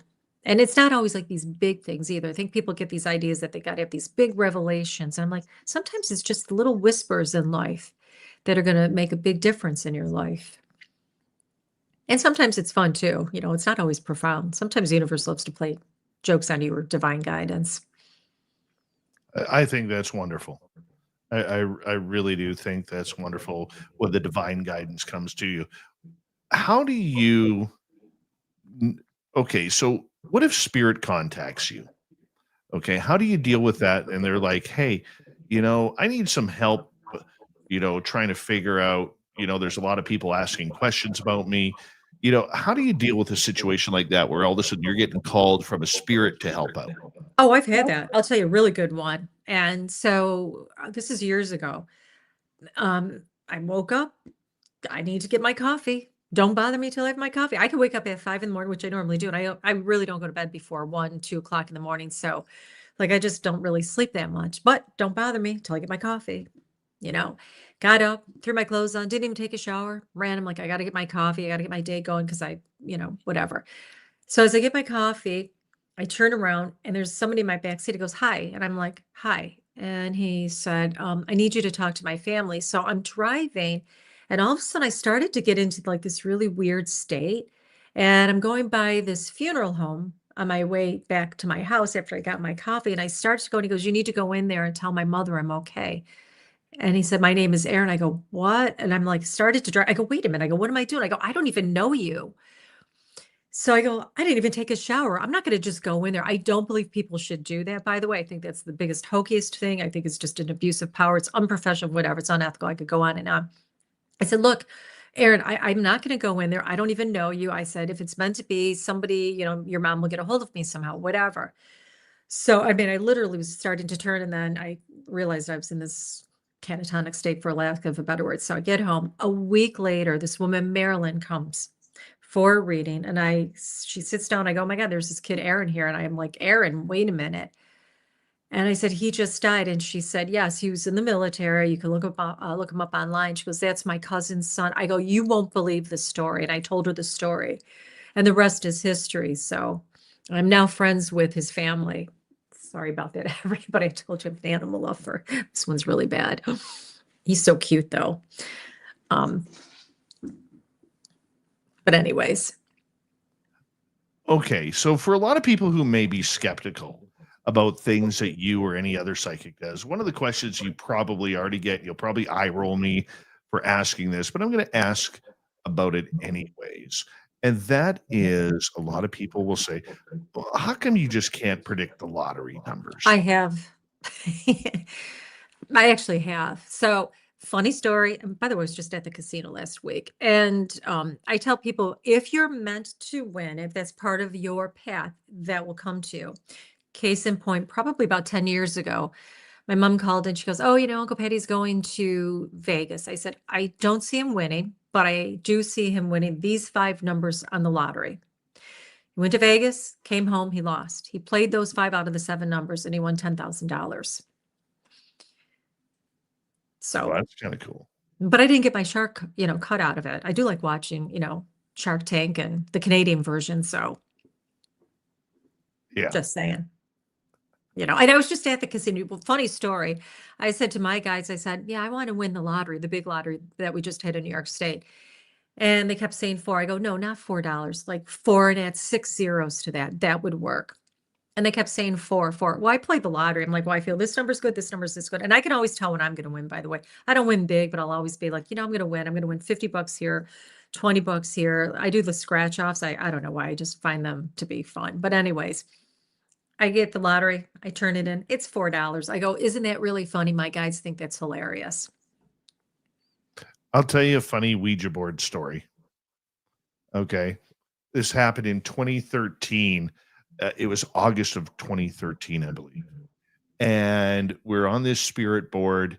And there's a group of us, and the board says message for Dave, spells out message for Dave. So it literally tells me that in 9 weeks from today, from that day, I'm going to win the lottery. Oh, I love that. And so I said, "Great. How much?" And it said $43 million. And I was like, well, okay, whatever. Like, I wasn't taking it too seriously, and I thought that was weird because the Canadian lottery usually runs up in numbers of 2, 5, and 10. 2, 5, and 10 just don't add up to anything to do with 43 million. Okay. Plus, the lottery would have to be carried over a few times and in order to get to that very oddball number. And I said, "Okay, where do I buy my ticket?" They said, "Usual place," which is my gas station that I would stop at before work if I needed fuel or a lottery ticket. So that day, or a week before the draw, the lottery is at $43 million. And I went, "Oh my God, like, is this really going to happen? Okay, I'm just going to go with it. Not a problem. Not overthinking it, not underthinking it, not analyzing, nothing. Just going with the flow." Go to the gas station that morning, buy my lottery ticket, go to work, have a brutal day at work. And after work, forget about the ticket and drive over to our friend's house where we all went on the spirit board again. And the spirit board says, "Got a message for Dave." Okay, what is it? Like, totally passed my mind about the lottery ticket. And the board spells out congratulations. And I went, "Oh yeah, the lottery ticket." My friend's like, "Go get your ticket." "Where is it?" I said, "Well, it's in my car, in my wallet." So I run outside, grab my wallet, run back inside, pull up the lottery numbers on my phone, and I don't have a single number. Not one, not even nothing, not a free play, nothing. Oh, I have never been so mad. I was cursing and scolding out that they spirit on play. the other side. Like, do you think it's funny to play with my emotions like that? Yep. My family and everything? Like, how dare you? And it kept going, "Sorry, sorry," spelling out sorry, sorry, my bad, right? Oh, I was so insulted. So insulted. It's people on the other side do have senses of humor. I tell people you can be a jerk here, you might be a jerk on the other side. You don't change into an angel, So, Oh, I know. and you're in a field too, like you're around people a lot, so you'll always pull in energies. And because you're psychic, you never know. It's like a box of chocolate. You never know what you're going to get, like Forrest Gump once said. Oh, yeah. But either way, that one was a kick in the teeth.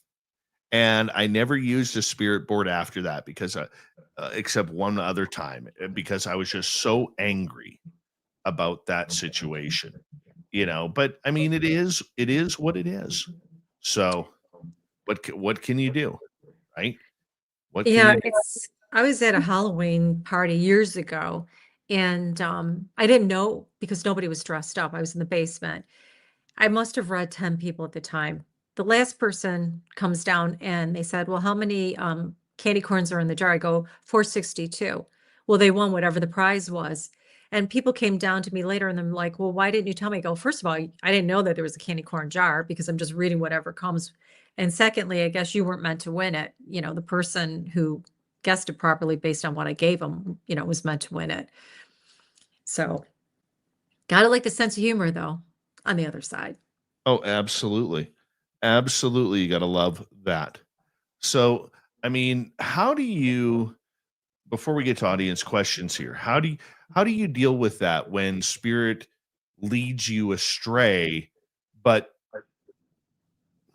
doesn't, how am I trying to say this? Like I'm trying, like in my situation, the spirit kind of, I don't know if they were playing me or leading me astray or what have you, getting my hopes up to let me down or something along those lines. How do you deal with that when you are played on from the other side? Um, I don't have much experience with that because I sort of try to put the boundaries down. But every now and again, like I had a near death 15 years ago, and I don't have that on my web, but I started to go out of my body. That's a whole long story, whatever. And there was my grandmother that I was very close to, my mother-in-law, who was a sweetheart, and my one aunt. And they're like, "Well, you have to really go back." And I'm like, "Really? Are you freaking kidding me? I have to go back? Really?" So boom, I was back. Um, but when it comes to those situations, I don't get a lot of it because I put my boundaries down.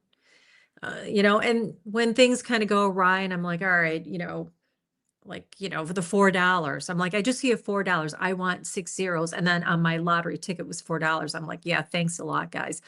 I don't know. I just don't put a lot of, attention to it. I'm like, whatever, I'll move on to the next thing, so I just stay busy. I guess it's probably what I do. Oh man, because the one thing that when people ask me about Ouija boards or something along those lines, I say, you know what, use them. Like they're not, in my opinion, as scary as the reputation makes it be. Spirit can communicate through a person. They can communicate Yep. through Ouija board or tea leaves or pendulums or dowsing rods, tarot cards, whatever it may Mhm. be. Spirit has the ability to do that. I don't see any different connection, but it is the idea though that there sometimes you don't know who you are talking to on the other side. It Yes. may approach as Aunt Edna, but you may be talking to somebody completely different who's trying to play on your emotions on the other side. That is a really good point that you bring up because their tools, I always tell people it's about the intention, how you set up if you're going to use the tool. I always open up like with a white prayer. I do quite a bit of prayers during the week, and I'm not religious, but I do white lights and, protection prayers because, you can get naughty people on the other side, just like you could have here. So you're 100% right. Having a few pranksters, like they like to, well, your grandpa likes to prank the foot. Again, somebody named Wally walks around, and you probably picked him up somewhere along your travels. But, you can attract people and you can attract different, energies. So it's all about intention and setup if you're going to use the tools. And thoughts are things too. So depending on who you're with, if you're doing like a group type of tool, like a Ouija board or a talking board, where are their mindsets too? So, where are their, directions? What do you outside of yourself, what do you use? I don't use anything. I'm too lazy, to be honest with you. I'm not gonna lie. Like here's the thing. You could pick up a deck of cards and you could use ChatGPT now. Oh, I got like the two of pentacles and the three of swords and or whatever. So you can use those and just ask chat. I'm too lazy. I mean, I've just been seeing dead people since I was in my crib and making predictions. So I've never needed to learn it. I love numerology, believe it or not. I love numbers. Um, my first semester in college, I was a stockbroker, as I mentioned. So, I mean, I love love numbers. I find numbers are great. I love astrology. I'm not an astrologer per se. When I read people, I will see, well, you might be this or you might be that, or you got some Leo activity activating something, or, you're a Gemini rising. Oh, I'm a Gemini rising, or, whatever. So I'll see it psychically. I'll know the energy. But I'm not, a professional astrologer by any stretch. But numerology, I love those two. Numerology is fun though. Anybody can really tune into numerology. If you learn the numbers really well, even just the basics, and it'll give you a feel. So you don't have to be, anything glorious when it comes to this. So those are like your little quickies. Let's start off with some audience questions here. Let's do it, Dave. We can do it. T-Bone is asking, as he kicks things off, have you ever had a UFO experience? So actually, T-Bone, you're being very psychic, because I actually was filming down in Roswell, New Mexico for Discovery Channel many, many years ago. And there was a lot of activity. In fact, in my room, I had a little white ET guy in the middle of the night. I wear an eye mask. He came up and he was trying to push it over, and I looked at him and I'm like, get out of here. I need my sleep, So, but he was cute. He was benign. So yes, I've actually had contact. And so we had Men in Black following us. I was working on that, and I was giving away a lot of information, some very detailed information. So our show got shelved, but we had Men in Black. So that was kind of cool. So yes to that. Do you get a lot of ET contact yourself? I haven't in a long time, but I'll know psychically what's going on. And I was just talking about that the other day. We've got some brown ETs, those tall, thin ones. And we've got some short white ones. I didn't see the ones that look like, oh, what are those crazy little bugs? I can't think of it, but they're horrible. So I haven't seen them, but I do see activity psychically with these beings coming in. And there's a lot of walk-ins too going on. And those walk-ins are from other dimensions, right? Tesla knew about other dimensions. He had portals, as well as, dimensions from other planetary sources. So we've got activity here, and they're watching us. So, and most people before they pass will have actually witnessed a real life, alien. So there will be an actual alien connection in the future. All right, let's go to Vincent here. We got about 2 minutes. He's had encounters with these little translucent people that seem about knee height and look like little bubble guys that have no face. Have you ever had any interaction with these, or do you know what they might be? No, I haven't had interaction with that type, but I've had other, states of consciousness, which is what obviously this apparently is at a more simplistic level. So the way I would actually relate to that is I would just tell them, your boundaries. You need to leave, or you can always say, what do you want? You could ask those questions. Most likely you'll receive it telepathically. So if you feel like you're in danger, or you feel uncomfortable, you can always say, do you come in the name of God, or, white light. That's what I would do to handle it. So, but I don't feel that they're anything that are to be completely worried about. All right, let's go next to, do we have time for one more? Yeah, let me find one here for one more here. And let's go to Vincent again. Do you ever experience or see non-human intelligent beings? Yes, I have. And I've seen them in different, I've seen a lot of them. I've seen a lot of strange things in my life. I've seen the Mothman once in my life. I've seen other types of beings. So yes, I've experienced it. And sometimes you can see them even in the physical plane, ethereal, like you can see spirits, just if you're at your grocery store, for lack of a better word. So I've seen them. I've seen them in my dreams. So yes. Awesome. I'm going to get you to hold on right there, because we are going to go to break here at the bottom of the hour. Karyn Reece is our guest tonight on Spaced Out Radio, famous psychic medium. She's worked with movie stars. She's worked with police forces. She's worked with everyday public, trying to help them, whether it's their businesses or whether it's finding missing people. She really does have a grasp on what's going on. Her website, KarynReece.com. That's Karyn with a Y and Reece with REECE.com. So make sure you check it on out.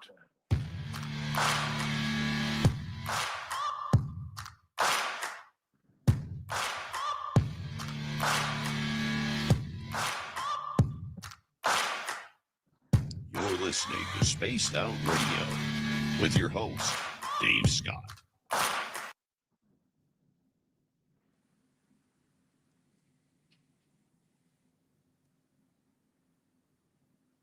Okay, we're clear. Great music, Dave. What's that? That's great music. Yeah. Yeah. I got a question for you. I'm going to put you on the spot here. And if it's Yes, darling. okay, if you say no, I'm having a lot of fun with you tonight. Would you like to continue longer? Sure, if you do, I'm up for it. Love to. And I If also you're got awake? I know it'll be 2 a.m. where you are when we're done. But I don't go to bed till late anyways. okay. Well, This is fun. let's do another hour after this. Let's have some fun. Love it, David. Thank you so much. And I want to get the link too so I can load it up on my socials. Yeah. Get you promoted and we'll talk about. Are you sure you're not? Oh, I keep hearing this guy Wally around your Walter. It'll be interesting in your dreams tonight if you get a visitor. I tell you what I did have. I used to have a guitar hanging here.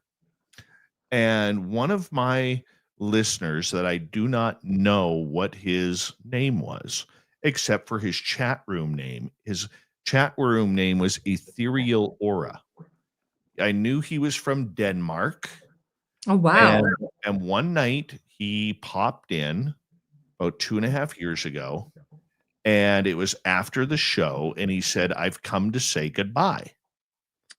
And I said, where are you going? I mean, the show is almost over. Of course, we're all going to say goodbye. He goes, no, in 8 hours, I am taking medically induced unaliving. And he was, I didn't realize the show was that important to him. Wow. And he came to say goodbye to us and all the chatters. And we chatted with him for about an hour. And so I said to him afterwards, because it was emotional, you know, because I'd never experienced that before. But the fact that he decided that he wanted to come say goodbye, he was extremely unhealthy. He was like 43 years old. And he just didn't want to be in pain anymore. And so he opted for that. And so I put in the guitar strings a sticky note. I said, when you get on the other side, I said, if you want to come by the studio, move the sticky note to let us know it was you. And probably 3-4 months later, I had a different setup where I was facing this way. And all of a sudden I heard something shift. And I looked at the guitar, and the sticky note, which was sitting straight like a square, was now turned inside the strings as a diamond. Oh, beautiful. Yeah. So I've always thought that it was him turning on the lights. Right. And her grandpa. But I know he visits you, but still, what a beautiful, touching story though. Yeah. So he let me know that he made it to the other side, which I thought was really cool. I think that's really cool because, you know, sometimes when you take your life, you don't really go right to the heavenly side. You go to a learning class area, or depending, you know, where your mindset is. If you don't believe in God, you know, sometimes you could go to a darker side, but he made it to a safe place, which is great. That's a beautiful story. Yeah. It's one of my favorite things that's ever happened during this show. You know, as sad as it was, the fact that like it was like 3-4 months later, and I had that immediate, you know, that heart stopping because I heard it. I didn't see it happen. I heard it. I turned. I looked at the guitar strings, and the note was turned. And I had that specifically tucked in the strings tight enough that you'd have to use a little bit of force to actually move it. It wasn't just sitting on the strings or tucked into one string or whatever. Like it was, I made sure that it was tucked in there tightly. That's such a beautiful story. Like, that's such great evidence, right? I just wish when we you could can have have caught it that. on camera. We're coming back in 10 seconds. There's a bunch of you redoing your memberships and adding new memberships. Thank you very much. Into T-Bone for the super chat, our lone super chat of the night. Here we go, everybody.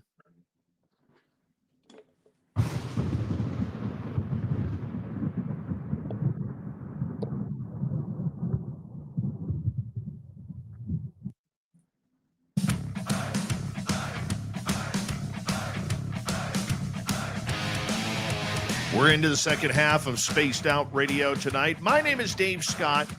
Karyn Reece is our guest, psychic medium. We're going to take some audience questions here coming up. But first, we want to literally say hello, hello, hello to all of you tuning us in and thanking you for allowing us to be a part of your evening. Whether you're listening on YouTube or any major podcast network, our website, spacedoutradio.com, we have a plethora of features for you. Rock out to Bumblefoot, read the news wire, check out our swag as well.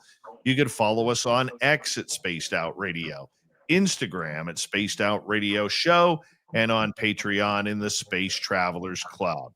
I'm Dave Scott. She's Karyn Reece. We're here hanging on out, talking about psychic intuition.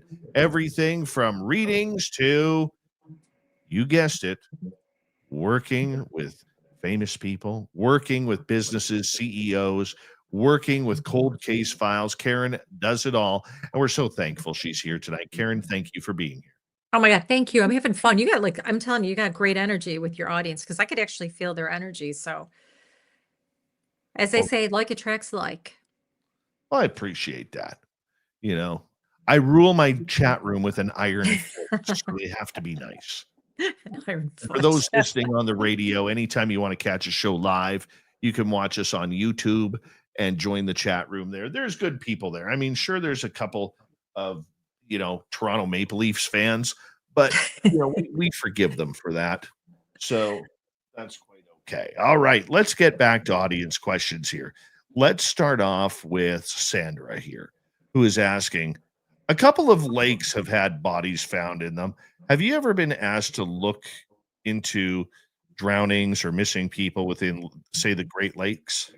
Oddly enough, no. And it's funny because I'm on, Lake Niagara, Lake Ontario, right? Lake Erie, because being in Buffalo, we're right around the lakes, but not, they usually find the bodies around here and they can identify them. So I haven't had that experience, but I'll keep you posted if that happens. How do you like working cold case files? You know what? I think they're interesting. They're fascinating because you get to really look at areas that may have been overlooked or, may reaffirm things. It's kind of cool in a weird way because you're putting pieces together, you're cracking a code. I kind of like that kind of thing. So I like numbers, I kind of like Rubik's Cube, I guess. I mean, I kind of like that's fun. It's a good task to keep your brain going. Let's go to necessary dialogue.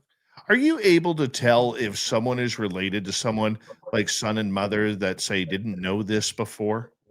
Yeah, that happens. So How if does, two people come in, if I assume if that's what you're saying.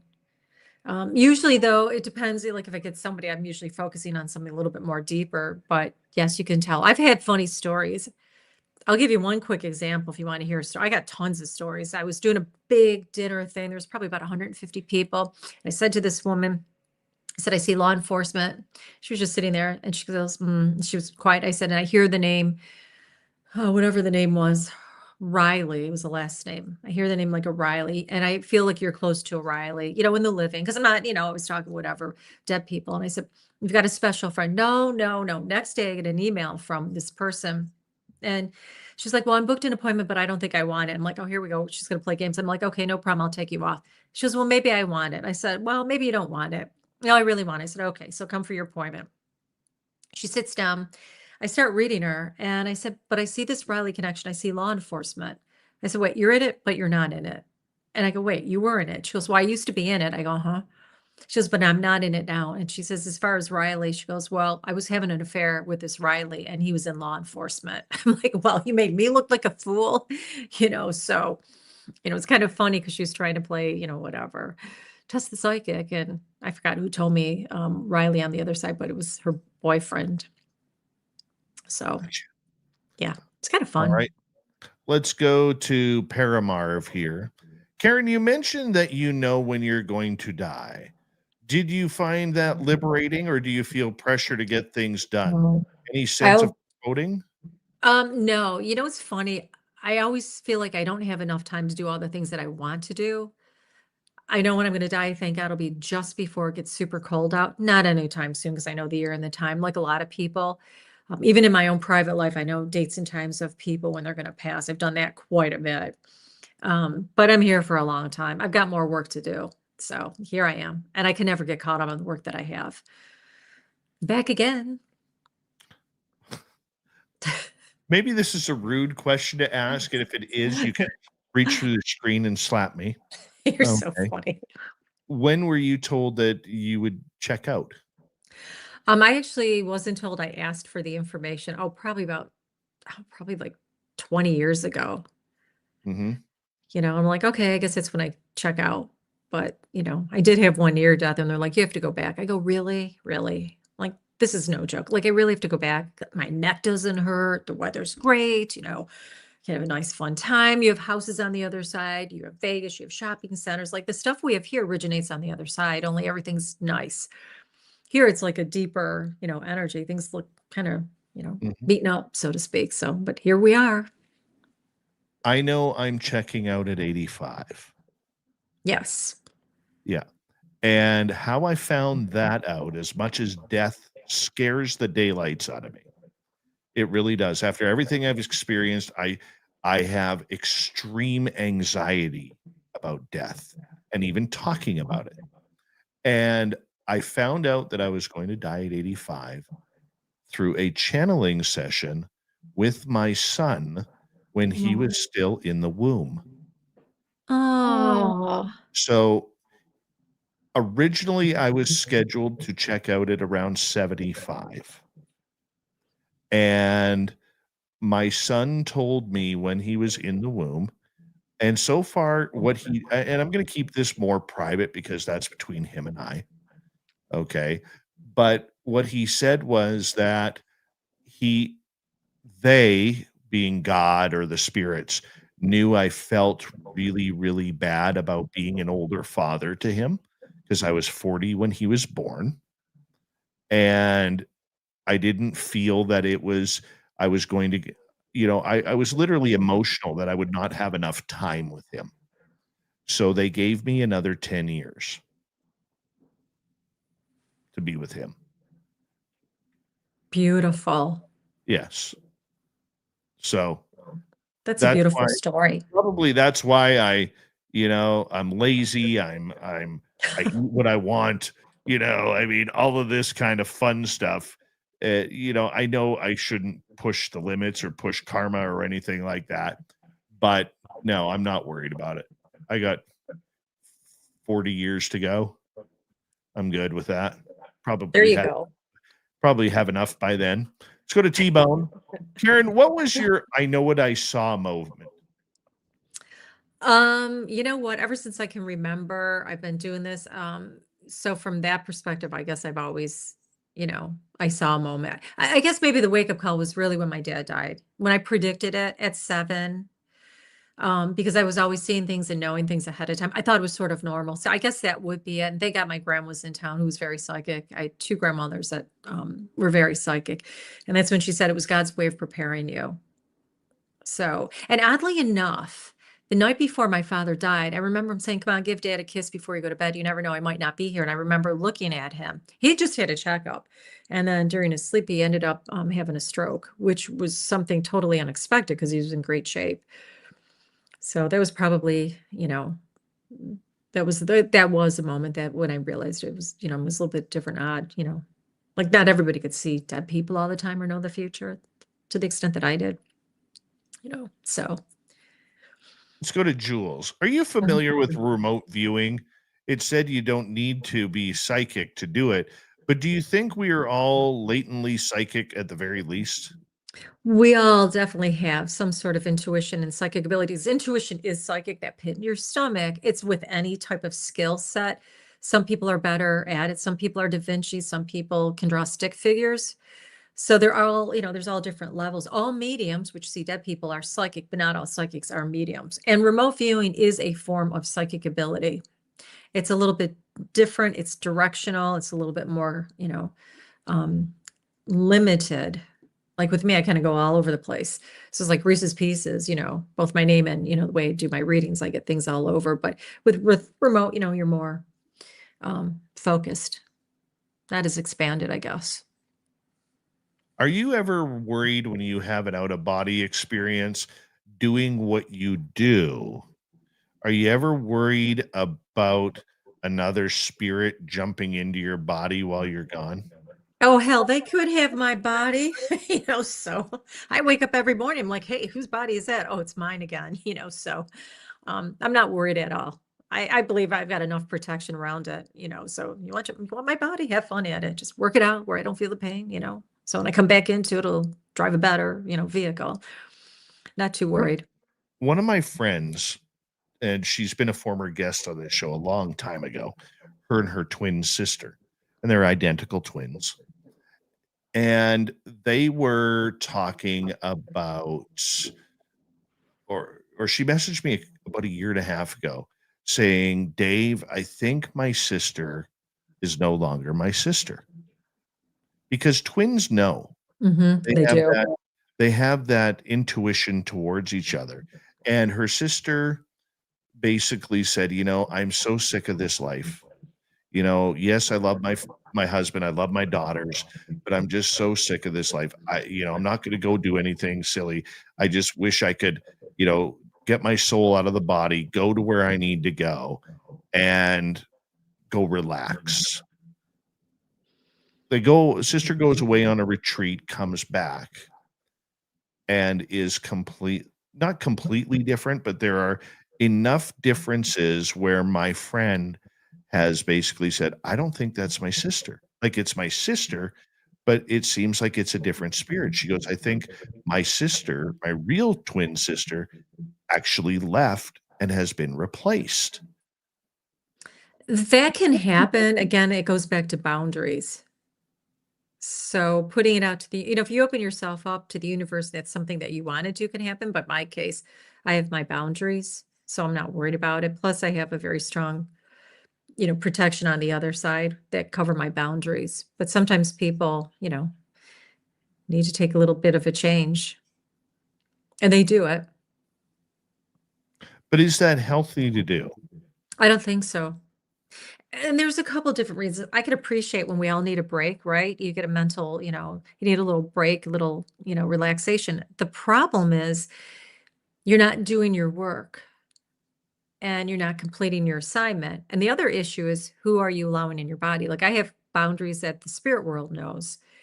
And call it tough love, but I just have my boundaries. And I have such a firm belief in God. God created everything good and bad that, people will sometimes say, aren't you afraid? I'm like, not really, more so on the physical level, but on the ethereal level, I believe in God strong enough to know that I've got enough protection, Archangel Michael, whatever.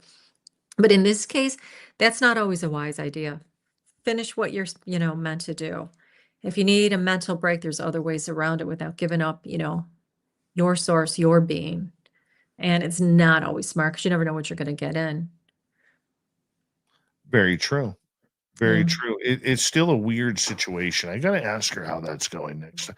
I don't talk to her very often, but I do have to ask how that is going because it intrigues me. Things Yeah. like that completely blow my mind Oh, when, yeah. it just doesn't make sense to me. And I kind of, really have a thirst and an appetite for those types of high strangeness. Exactly. A little bit of excitement, Dave, Well, it is because it It just is. adds to the mystery of the phenomena. It does. Before we get to more audience questions, I want to ask you this because this is kind of personal. You've done a lot of television shows. Like you said, you did one with Roswell and many others. My question to you is this: have you ever been haunted by a location? Like the Yes. location is literally calling you. What happened there? Tell us about it. So the Queen Mary is perfect example. I remember I was called out to do, I had no idea about it. Send me to a ship, whatever. Actually, and there's another really creepy one I could tell you. But I remember going out, and this part was super cool though. So I arrive. I'm like, that's a ship, big deal. I go in to take a shower. I put I put some items on one stand, my hairbrush and makeup and all that. Then, there's another little table and I put some other things on there, my jewelry. Then, I had my clothes, on the bed, that I'd taken out. So I jump in the shower and I'm hearing all this noise. I'm hearing three men laughing. I'm like, you better not be making a mess. And they're laughing. I'm hearing things being thrown. I walk out and there it is. Everything's everywhere. And I'm like, you've got to be kidding me. The next step, I'm like, I was aggravated. I'm like, if you're going to make a mess, pick it up. So I pick it up all the stuff off the floor, whatever. So then I go out onto the deck and I meet a friend of mine and we start walking the deck. There was one spot that kept pulling me. I'm like, we have to go all the way around. And we got to this one spot. I swear to God, it was so cool. We walked through it and it was like black clouds. I couldn't see anything. I could hear my friend with me that was on the show with me, Josh. I saw these jagged lights. I'm like, oh my God, we got to do it again. It was like this euphoric feeling. And then we'd walk a few feet, we would be out of it. So to me, that was like a devil triangle type of portal, which I could see how people could get lost into the sauce, so to speak. Then I get back into my room and I kept hearing, Karen, you need to come down. Karen, you need to come down to the boiler room. So I later learned that the boiler room had a lot of activity, was always trying to pull people in. And thank God I didn't go down there because Lord knows what would have happened. But that was really haunted. I saw quite a few ghosts on that ship. Where else? I mean, I've been to a lot of places where you just sort of get drawn. If I drive by places, sometimes I'll look up. It's been a while, but I might see a figure in the window trying to wave, and I'll look again and I'll feel like I need to go in there, but there's no figure in the window. So I saw a ghost and then they've disappeared. So that, where else? I just did Rolling Hills Asylum, which I've done that a few times, and I wasn't going to do it again. I'm friends with Sharon, and all of a sudden I'm like, I feel like I'm getting pulled again. Somebody wants to talk to me. So a few days later, Sharon calls me. I'm like, okay, let's do it because it's very haunted. It's a super cool place. And it was really weird. I kept hearing a woman in my ear, trying to talk. I couldn't barely make her out. It'd be when I'm sleeping or something that I would just hear Rolling Hills or something like that. And so anyways, when I went out there, I've been out there twice in the last few months. I remember when I walked in and I kept hearing, you need to follow me. You need to follow me. You need to come. You need to go into this room. And I'm feeling pulled and I'm kind of feeling like I did with that gentleman that was in my car, Aaron, the military soldier that was, killed in the military. They wanted me to go talk to his, family that I didn't know. And anyway, so I finally get pulled into this one room and there I see a man sitting there and he had his hands, like his head on his hands or whatever. And he looked up to me and he was actually a patient from what I could tell that had had shock treatment. And I was being pulled there to almost like help him move to the next level because he was a little stuck there. It was his comfort zone. It was probably like in the maybe 1940s, I would say 1930s, 1940s. I think it was when they first started it. So there are times you get pulled. And then there's just like random places too. I might be driving by a graveyard and get pulled in. So, I mean, there's all sorts of like, pushes and pulls. We got 5.5 minutes before we have to go to break at the top of the hour. Our good friend Karyn Reece is here tonight on Spaced Out Radio.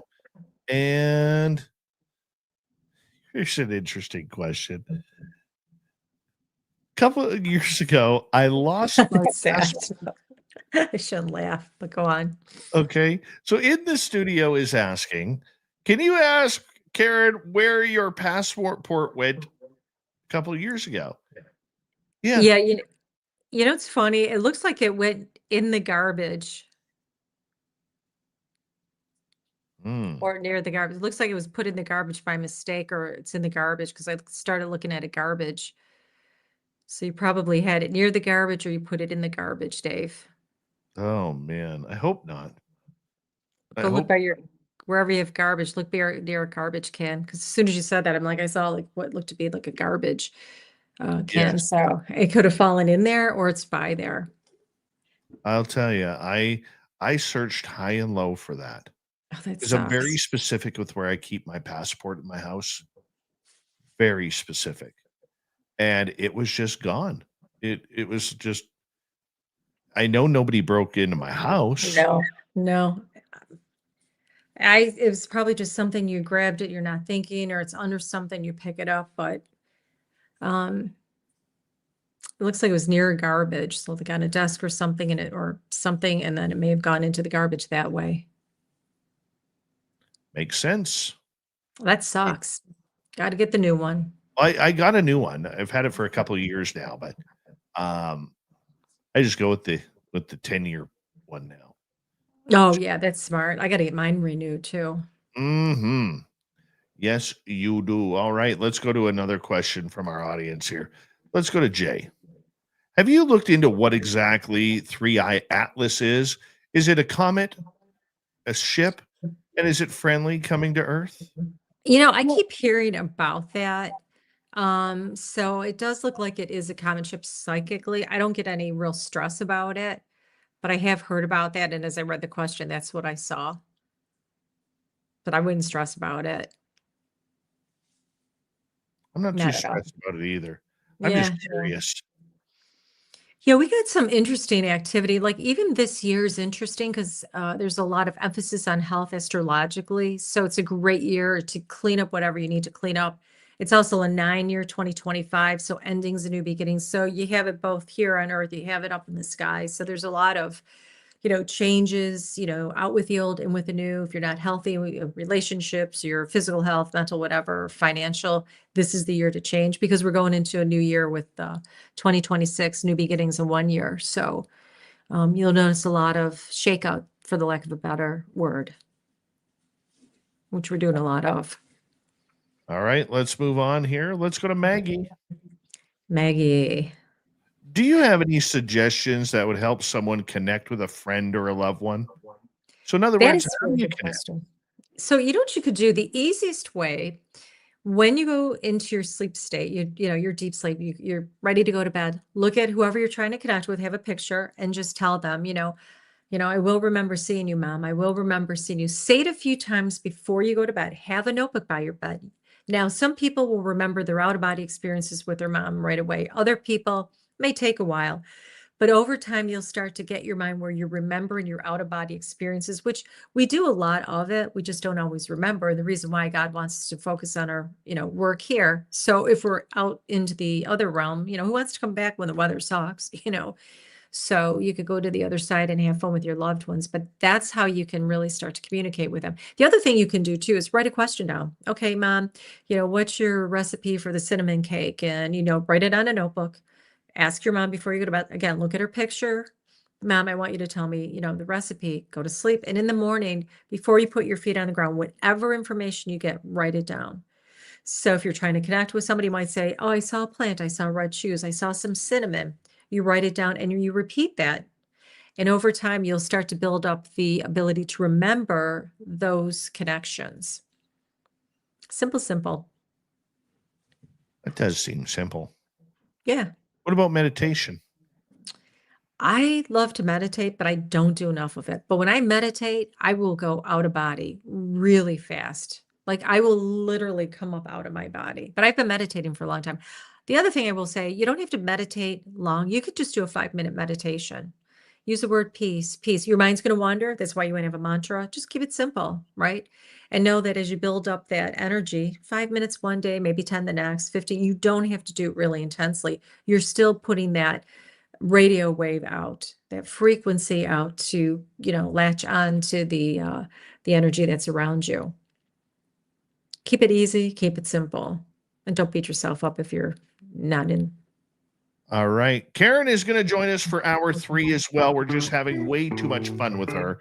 KarynReece.com is her website. We're going to continue with audience questions and the intuitive talk on Spaced Out Radio. You're listening to Spaced Out Radio with your host, Dave Scott.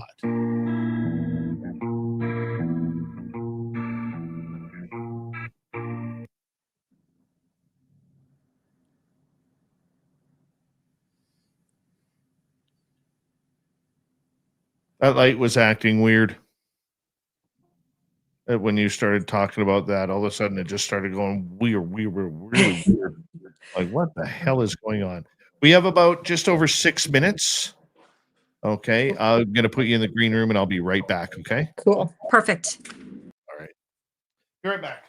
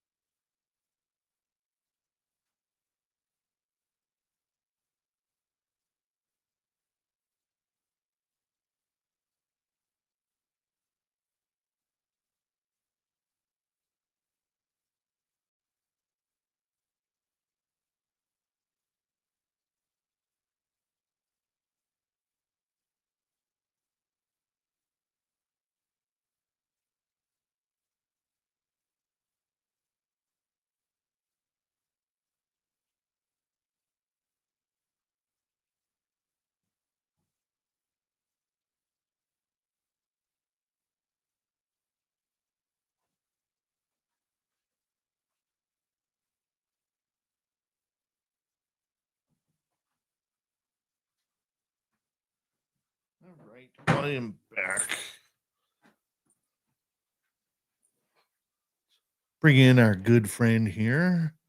All right, quickly here. Hi, Joe Walker. How are you? Welcome to SOR Chat.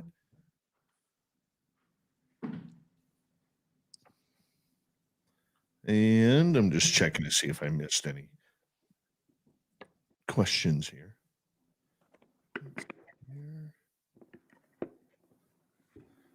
My name is None Your Business. How you doing? All right. Yes, our guest was on television numerous times. All right. Thank you to everybody who's been joining our membership or rejoining or gifting memberships. Appreciate that. Thank you very much. T-Bone, my man, and Candace, thank you for our super chats tonight. Greatly appreciate your love and support. Thank you very, very much. Our website, spacedoutradio.com, is where you go to get our swag. We got new stuff up there, and I'll be honest with you, it's pretty cool. I have to add some more yet very soon. So make sure you keep checking it every week. All right, here we go.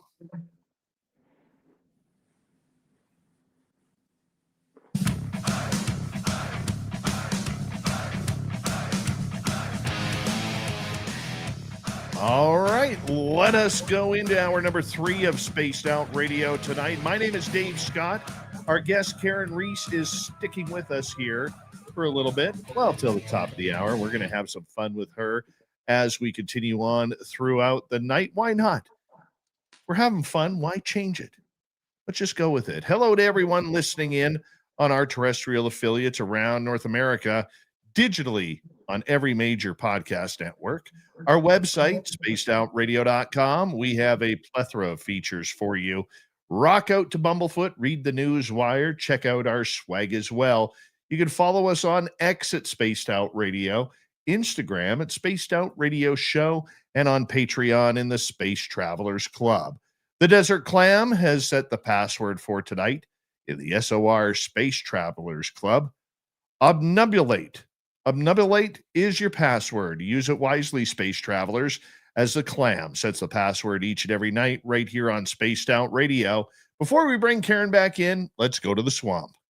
Hello and welcome to Spaced Out Radio's Swamp. I'm Swamp Dweller, and tonight I'm going to take you on a mystic journey of the unknown, sharing tales of monsters, legends, and nightmares. Welcome to the Spaced Out Radio Swamp. I have been a ranger in the United States Forest Service for almost 15 years, but this takes place about 3 years after I joined. We were getting calls about a lone wolf with a collar on, hanging around campsites, which was weird, since wolves aren't known to be in the area. But when you work in the field long enough, you start to realize anything is possible. No calls have mentioned violent behavior from the animal, thank God. I departed from the station around noon to check out the places that it had been sighted at. I wandered around for about 3 hours, no further calls during that time, until I took a break for water. I sat down, had a snack, and drank some water, and was getting ready to go again, when the thing was about 20 feet out, trotting near the tree line. It seemed friendly and had the collar, so I whistled to it, and it came over to me. Getting a closer look, I could see it wasn't a wolf. It was huge, but it was dark and didn't have the right body structure, though I could see why it would be confusing from a distance. I radioed in and reported that I had the dog with me, but as soon as I said I'd bring it in, the dog fucking took off. Like he was playing to see how far he could get me to chase him. Typical dog behavior. I went after it, and I swear it was a game of chase for at least 5 minutes as we were steadily running through the forest. Please don't go around running through woods unless you know the area like the back of your hand. The dog finally slowed down near a rock bed or creek area and started pacing around a spot. I drew closer and didn't see anything off at first. Then I noticed it. The overgrowth had almost disguised what appeared to be bones. I called it in immediately, and another team was sent to recover the remains. When I went to retrieve the dog, he was just gone. But honestly, it wasn't a priority at that point. He was friendly enough, and I figured he would catch up later. The bones were identified as a teenage male's, died by self-inflicted gunshot wound to the head. He'd been reported missing in the area long before I became a ranger, and there'd been pretty much no hope of finding him. I spoke to his mom on the phone. She called to thank me personally, and she asked how I found her son. I mentioned the black dog, then thought I said something wrong, since there was a pause on her side of the line. After I gave her a couple of details about the dog, she quietly explained that her son, who struggled with making connections and had us sunken into a deep depression after the death of his best friend, the very dog that led me to him. I think I spent the rest of that day stunned, and I continue to be in disbelief in a way, but I know what happened. Thank you, Swamp Dweller, for another spooky story. If you want more just like that, head on over to his YouTube channel, Swamp Dweller, hit subscribe, ring that bell, and you got thousands of stories just like that to tune in each and every time. All right, let's bring back our guest tonight, psychic medium Karyn Reece. She's been with us since the beginning. She's amazing, and we're having a lot of fun with her tonight. KarynReece.com is her website. That's Karyn with a Y, Reece, REECE.com. Make sure you check it out. Karyn, thank you so much for continuing tonight. This has been so much fun with you. Oh, likewise. I'm so happy. So happy. This is a good job. You know, there's nothing, as a radio host, literally, you're like, if you have a guest on for the first time, you're like, please make it fun. Please. Oh, I make know. it fun. And you've made it a lot of fun. So thank you very much. Well, you got a good show, easy energy, fun, Yeah. informative, and cool stuff. Like, let's face it. I mean, you got a cool audience, cool topics, just totally, and it's cool to be so, forward on things, because that's where we're going as a society. It's becoming more and more, acceptable. Jeff Bezos uses his intuition. We know that there's other life forms. There's, viruses and bacteria and what is it, Venus, and Mars. Actually, I'd like to go to Venus. It supposedly blows off diamonds. What girl wouldn't like to go up to that planet? Get a little diamonds. Right. Right. I think if I could travel anywhere in the universe, I would probably want to go to Saturn just to see the rings. Yeah, the rings would be good. There's another planet that came out with rings too. I forgot the name of it. They found it. There's another, did you hear about that? I did. Yeah, I think that's so cool. Ring around, the collar. Just something about it. It's absolutely amazing. Now, I don't think that, considering Saturn is a gaseous planet, I don't think we could actually land on there. But, nonetheless, I'd still like to see it. I got to get my UFO friends to try and do that for me one day. I do. Just Beam me up, Scotty. Well, it's funny because years ago, I remember going into a really deep meditative state. I was down at a retreat, and I'm very easy to put into a deep meditation. I've done it for a long time. And I remember coming up in a glass cylinder building, and the whole world had been blown up. You could see like nuclear, like coloring in the sky, orangey red, and the earth was all brown. And it was a really interesting experience. And yet at the same time, we knew that there were other planets that were being inhabited at the time. And it was like a very forward prediction where we're all going to be as a, human species. I think that that's going to lead us to other planets. hopefully. Yeah. Speaking of that, have you ever looked into the fact, like Elon Musk wants to eventually colonize Mars? Have you ever taken the time to look into what's up there, what's going on? Like, does that pique your interest? Well, as a little girl, I used to go out of body a lot, and I would go up into this. I was just talking about this. You're so psychic, literally, to my friend Lisa the other day. But I would go up to the moon and jump, around on the moon. I'd go out of body. I would be in a very space-like environment, and I could see all these consciousness speaking, and they would shine, like little stars would shine. Couldn't see the, faces or bodies, but you could tell that there was a stream of consciousness in the universe. So I would visit Mars or moon more than anything, because you could just jump on it. So that experience I've had. And then the other just going and hanging out. All right. So looking at the moon, is the moon populated? There are life forms on the moon. So there are life forms. They're not human though. So there are other planetary. I don't feel like there's a big population. I feel like they go there and come back. I also feel like there's some underground activity that's involved with the moon too. What do you think's happening? I think it's being looked at as a potential, maybe mining area for some types of ETs, for lack of a better word, because they have different types of laws and dynamics in their realm. And keep in mind too, when you're talking ETs, we have the ethereal ones and then you have the physical ones. In this case, it's obviously the physical ones, so they're in the physical world. But there's also the ETs that are ethereal. Mm-hmm. Oh, yeah.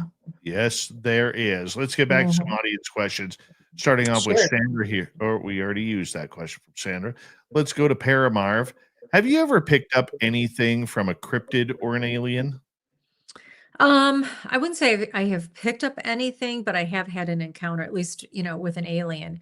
Cryptids, no, but I know of them psychically and I can tune into their energy. But as far as picking up anything, no. That'd be a good date, though, just thinking outside of the box. Do you like the cryptid world or do you stay away from it? I find it interesting. I'm not as involved in it, but I do find it interesting. It's not one of my top. I need to probably learn more about it. I mean, we've got reportings here on the East Coast. So I guess I don't have enough. I really need to put more time into it because it is fascinating, but I'm always so occupied with other things.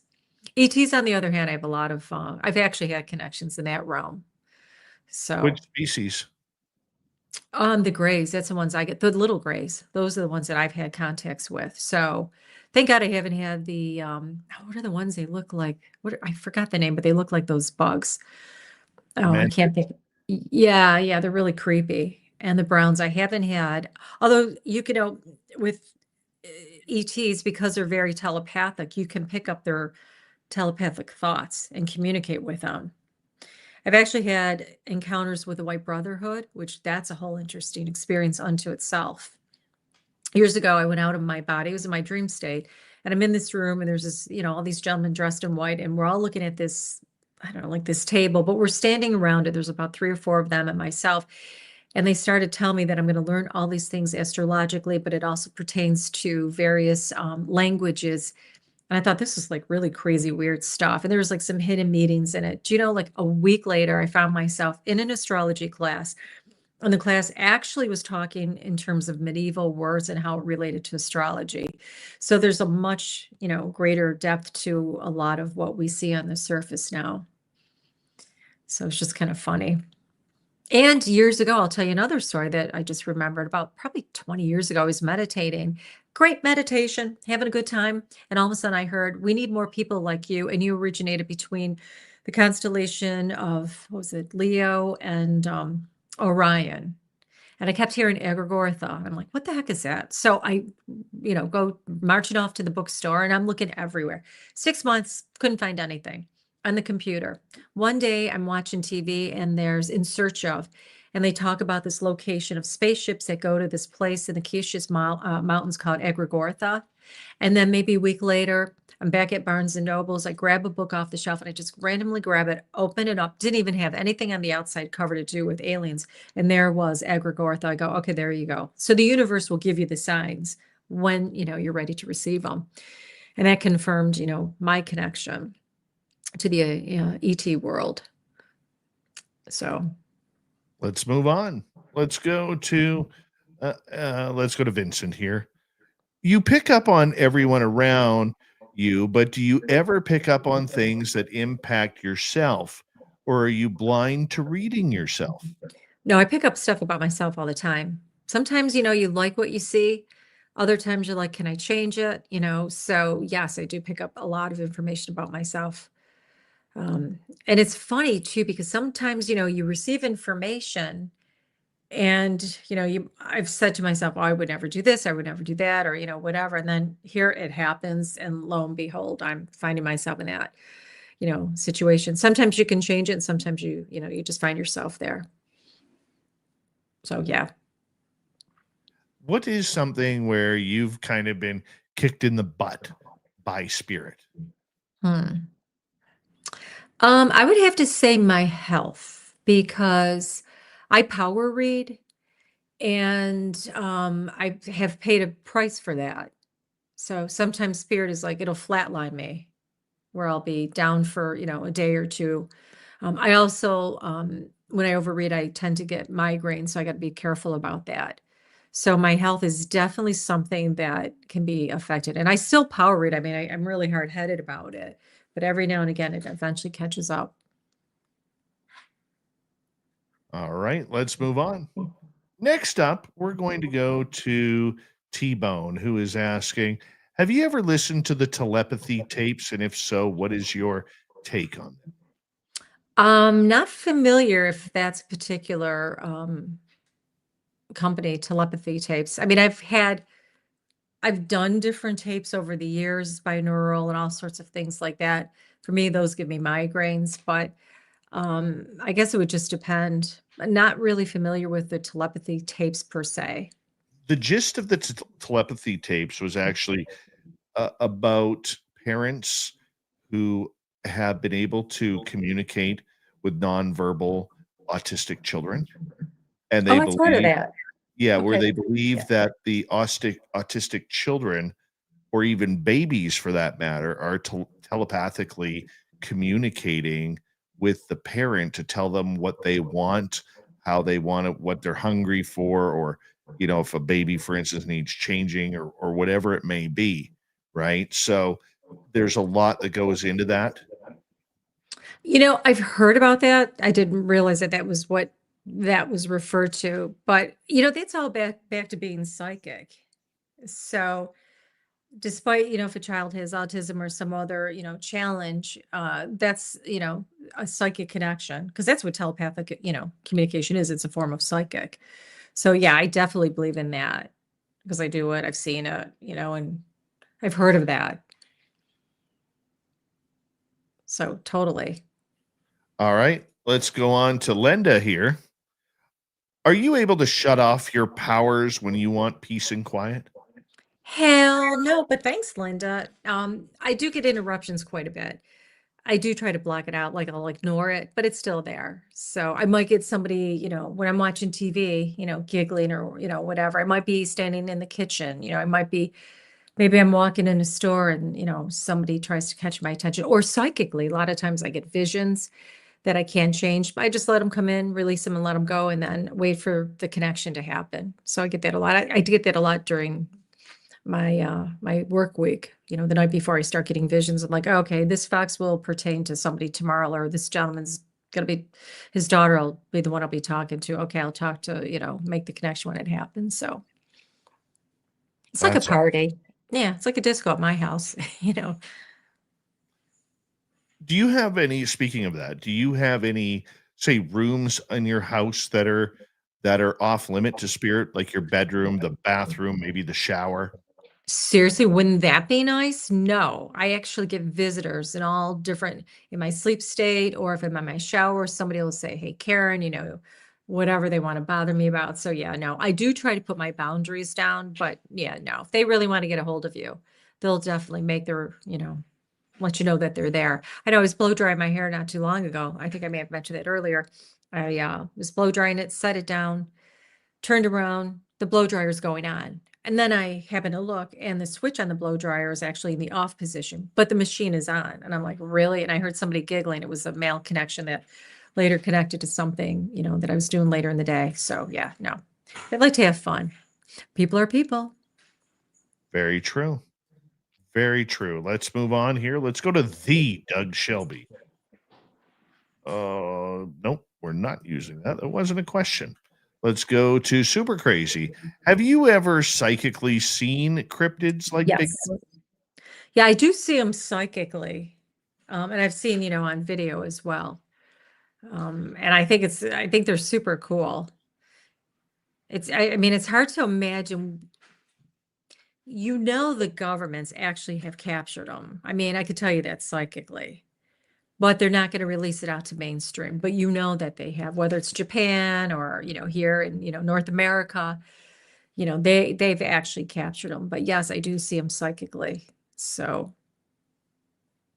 Another tree. What do you see when you're looking at them psychically? What do you see? I see the way that you would see them as you've seen on pictures, photos, or film.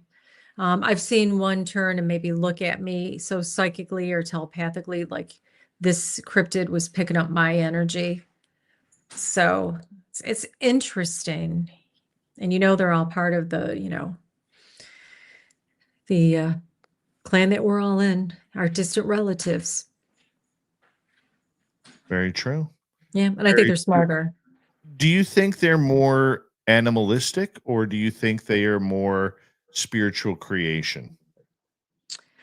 I think they're more spiritual creation. I think they're a lot smarter than what we give them, you know, the benefit of. I mean, they're definitely, part of our tree branch as humans.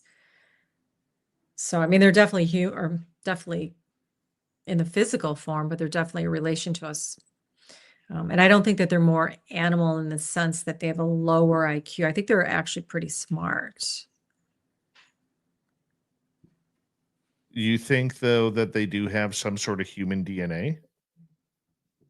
I do believe that they have some. I believe that they're a spin-off from the tree that we're all connected to.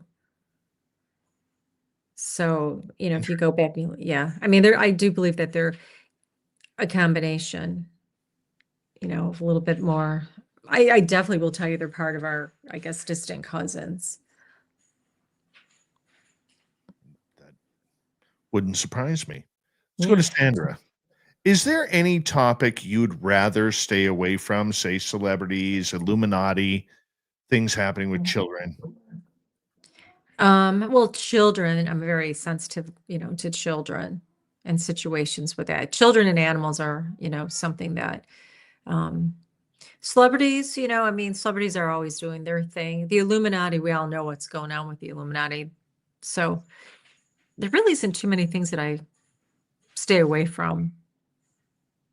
I want to ask you about dealing with celebrities because I know when you deal with them, you have to sign non-disclosure contracts because the last thing that they need is, looking like a panicked person because maybe they haven't got a role in 10 years or maybe, they got taken for their net worth, something along those lines. Or maybe they just, they're human like us. They just want Mhm. answers. Okay. Exactly. How do you, how do you deal with a celebrity? Like, what is a celebrity where we look at them and, you pick anybody, it doesn't matter. It looks like they're, leading the world. They're leading the charge because we put celebrity and athletes and movie stars and rock stars and musicians on pedestals. How do you deal with somebody like that without having to, kind of build their celebrity status up? I just treat them like everyday people. I personally feel like we're all spirits having a human experience. So, I just try to stay in my own lane, do what I need to do it the way that I need to do it, and, just make it, where it needs to go. I mean, I don't think of them as, whoever, you know, Super Joe, Super Sally. It's like, okay, today you're Sally. Let's take a look at what we need to look at and address it.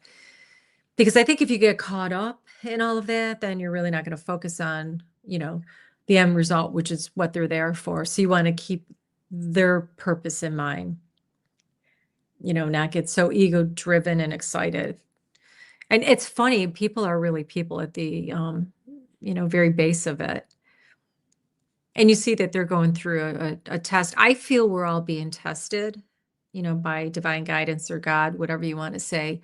This is the game of life, and we're all being tested. So if I'm reading a celebrity, it's got testing them. Is their ego going to be involved? Are they going to be bitchy or snotty, or are they going to be, polite?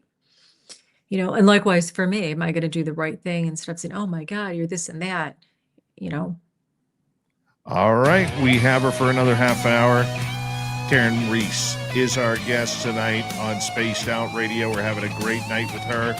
We'll continue it right after this. Is Spaced Out Radio and your host, Dave Scott.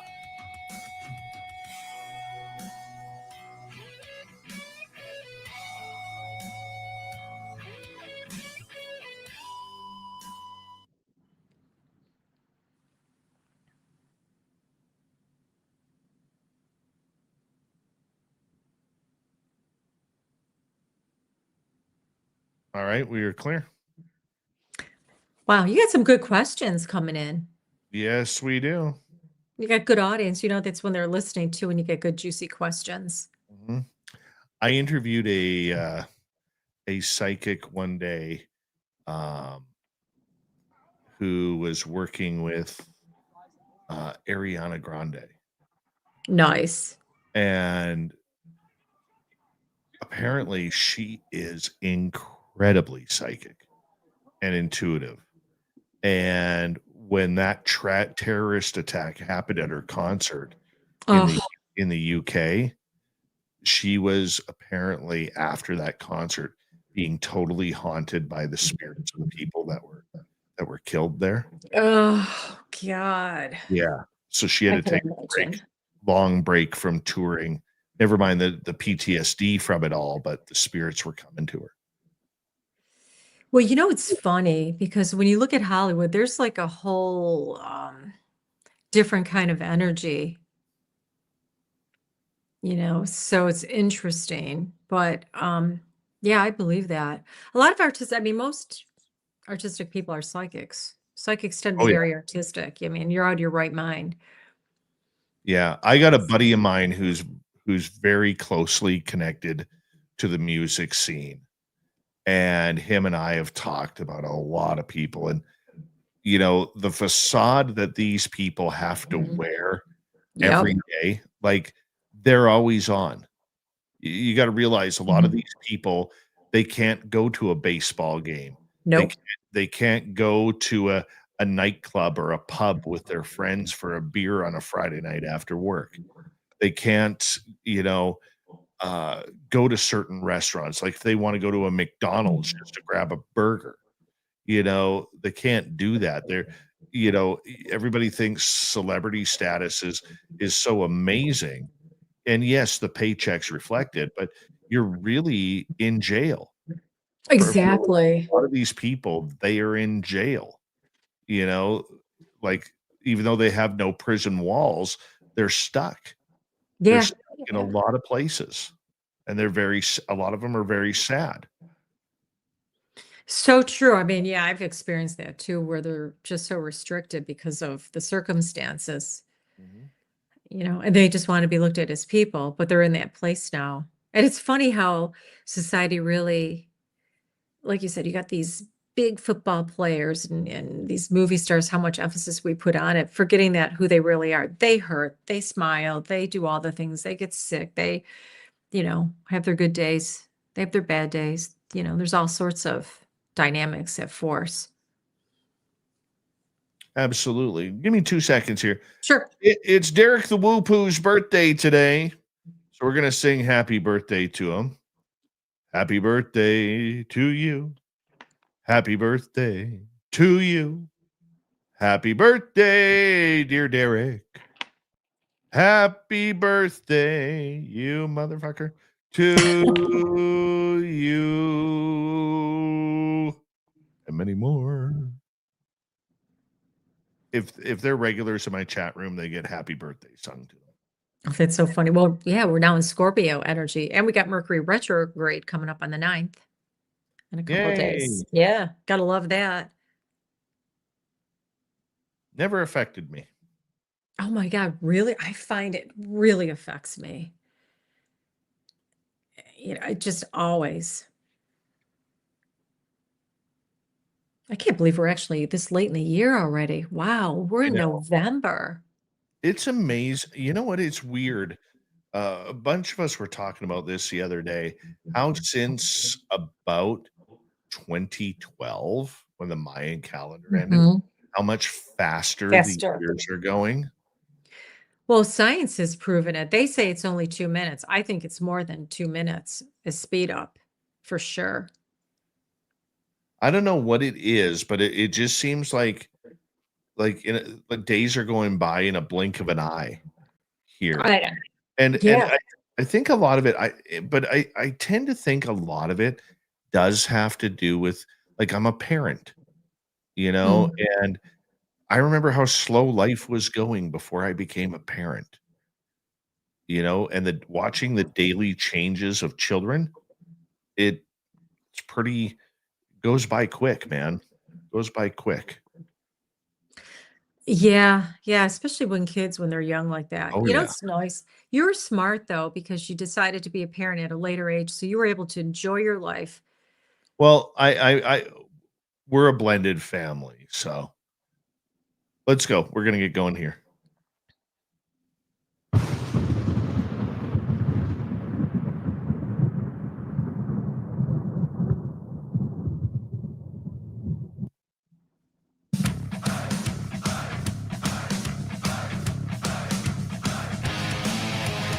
Here we go with the final half hour of Spaced Out Radio tonight. Good to have you with us. My name is Dave Scott. Thank you for tuning us in wherever you are on this beautiful planet we call Earth. Hey, we want to remind all of you that if you miss most of this show or others, you can always check out our free archives on YouTube or any major podcast network. Our website, spacedoutradio.com, we have a plethora of features for you. Rock out to Bumblefoot, read the news wire, check out our swag as well. You can follow us on X at Spaced Out Radio, Instagram at Spaced Out Radio Show, and on Patreon in the Space Travelers Club. Final time tonight, we say hello to our guest, psychic medium Karyn Reece, and her website, KarynReece.com. If you want to check it on out, you may have seen her on television. You may have seen her working cold cases. Maybe you've been a client. I don't know. But she's here going the distance, and she's amazing. Karyn, thank you for being our guest. Well, I'm having lots of fun.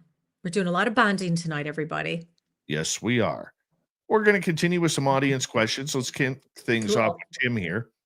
What about the idea that there was a past civilization on Mars that was destroyed by war? Have you ever looked into that? Yes, and I can tell you I've actually psychically tuned in, and yes, there was a past civilization on Mars. Probably about 100,000 years ago, but there is without a doubt a much more advanced civilization. I don't think it was like a fully engaged that you would think, but there was definitely civilization. So yes. Were you able to see what happened? I just remember seeing like a nuclear like looking blow up. I saw a couple of different what appears to be two different opposing spaceships that might have been maybe fighting for the turf, or maybe they, had some connection and there was an invasion or disagreement. That's, typical war. But I definitely saw what looked to be firing coming from an air military against another air military. And then I saw what appears to have been like a nuclear or atomic bomb. So there's without a doubt activity. It's funny you say that because Dr. John Brandenburg came on this show, and he is an astrophysicist, and he said the exact same thing. And he said that he believes that there was some sort of nuclear attack on Mars, and that it probably came from something in the sky. Mm-hmm. So that's very cool that you were able to see that too. Well, and I think that humans have also had origins, as I was told in the meditation I'd stated earlier, from other planets. I feel that there are certain sectors of humans here that are from different planetary, or at least were over the years, and then they've morphed in. And they've created, over time, blended in, and we've got like our little human tree now. But, and I do believe that there are other forms of humans, but not really humans. They've all morphed over the years with the floods, taking them out. So a lot of things. Very interesting. Mm-hmm. Very interesting indeed. All right, let's go to the Andromedan. What do you know about ascension? I think it's more hogwash than anything. I think, we're always trying to improve ourselves, or maybe it's overrated. That's the way I look at ascension. But I think that, we're always trying to improve each and every lifetime, throughout our lifetime, interdimensional. And when we're into like the different landscapes, when we're out of the physical into the ethereal realms, we're always trying to improve upon ourselves. So I don't know, I think sometimes it gets a little overrated. I mean, it's our goal, or too much focus, I would say, on that. How's that? I look at it, and I know I take heat every time I say this to my audience. Okay.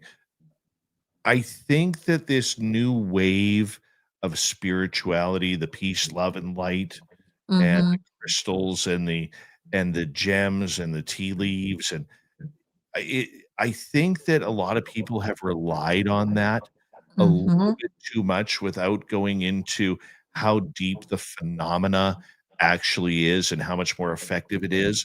Like, mhm, I find a lot of those people, and I'm not saying members of our audience, but people who I've ran into. My town is a very spiritually eclectic town, and there's a lot of these new age peace, love, and lighters out there.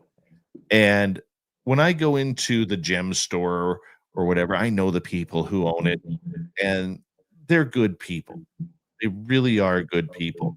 But when I sit there and I stand around for a little bit and I just observe and listen to all these people, "Oh, you need some of this, this tourmaline, or you need some of this, you know, whatever the stoner mhm, gem might be." I just shake my head and I'm thinking, "You have no clue. mhm, Have no clue." But they get some sort of fulfillment in it thinking that, they're cleaning out their closet, their spiritual closet. They're cleaning out their mhm. chakras. They're cleaning out, their darkness for what they perceive as light. What is your take on all of this? You know what? I agree 100% with you. I think it's overrated. I think we're all here anyways to grow. I think relying on the outward when you should really look inward. Don't get me wrong. I mean, there's energies with crystals and all of what you stated, but that's just like the icing on the cake. You need to really go deeper and you need to, and you also need to live your life. Sometimes it's a distraction too, because you get so self-focused in one way that you neglect other areas. Live your life, know what you need to do, try to have a strategy. Yes, you can add these in, but don't let these be the, focal point. Don't let them be your puppeteer either. I mean, there's something to be said with them. But here's the thing, thoughts are things, right? Thoughts are energy beings. You're better off putting your energy into your thoughts and having a direction and a goal rather than, thinking that this crystal is going to give you the answer to what you want. You got to kind of straddle both worlds. It's funny because I had a lady named Lolly who's of First Nations descent, and I love her to death. She's absolutely amazing, extremely talented, gifted, has no idea how gifted she is. Okay, especially in the cryptid world. But she fell into this new age peace, love, and light. Cleanse yourself, cleanse your mind, body, and soul. And she's been having some troubles the last couple of months with Mm, her own spirituality. And we meet at the hockey rink because her son and my son are the same age. They were in tryouts together and all of this. They ended up on different teams, but I asked her point blank, I said, "How you doing?" And she's like, "I'm struggling right now with my spirituality. Everything else is good, but I'm struggling." And I said, "Well, here's the thing." I said, "You don't have to believe me or not, because your path is your path. You're allowed to choose whatever path that you want." I said, "But you also have to go back." I said, "You've received the gifts of learning about this subject, but maybe you weren't taught the proper way of what you're doing." And I explained to her, I said, "You were much stronger than what you were giving yourself credit for, and you're actually holding yourself back spiritually." And she's been working on that. I said, "You don't have to believe me. You can stick with your own message. This is your free will. Do what you want to do." But how do you open somebody up when you see so much intuitive and psychic strength, but they don't want to see it themselves because their previous teachers weren't giving them the correct advice? Well, and therein lies what we talked about earlier. Anybody can hang a shingle up, and there's so much misinformation.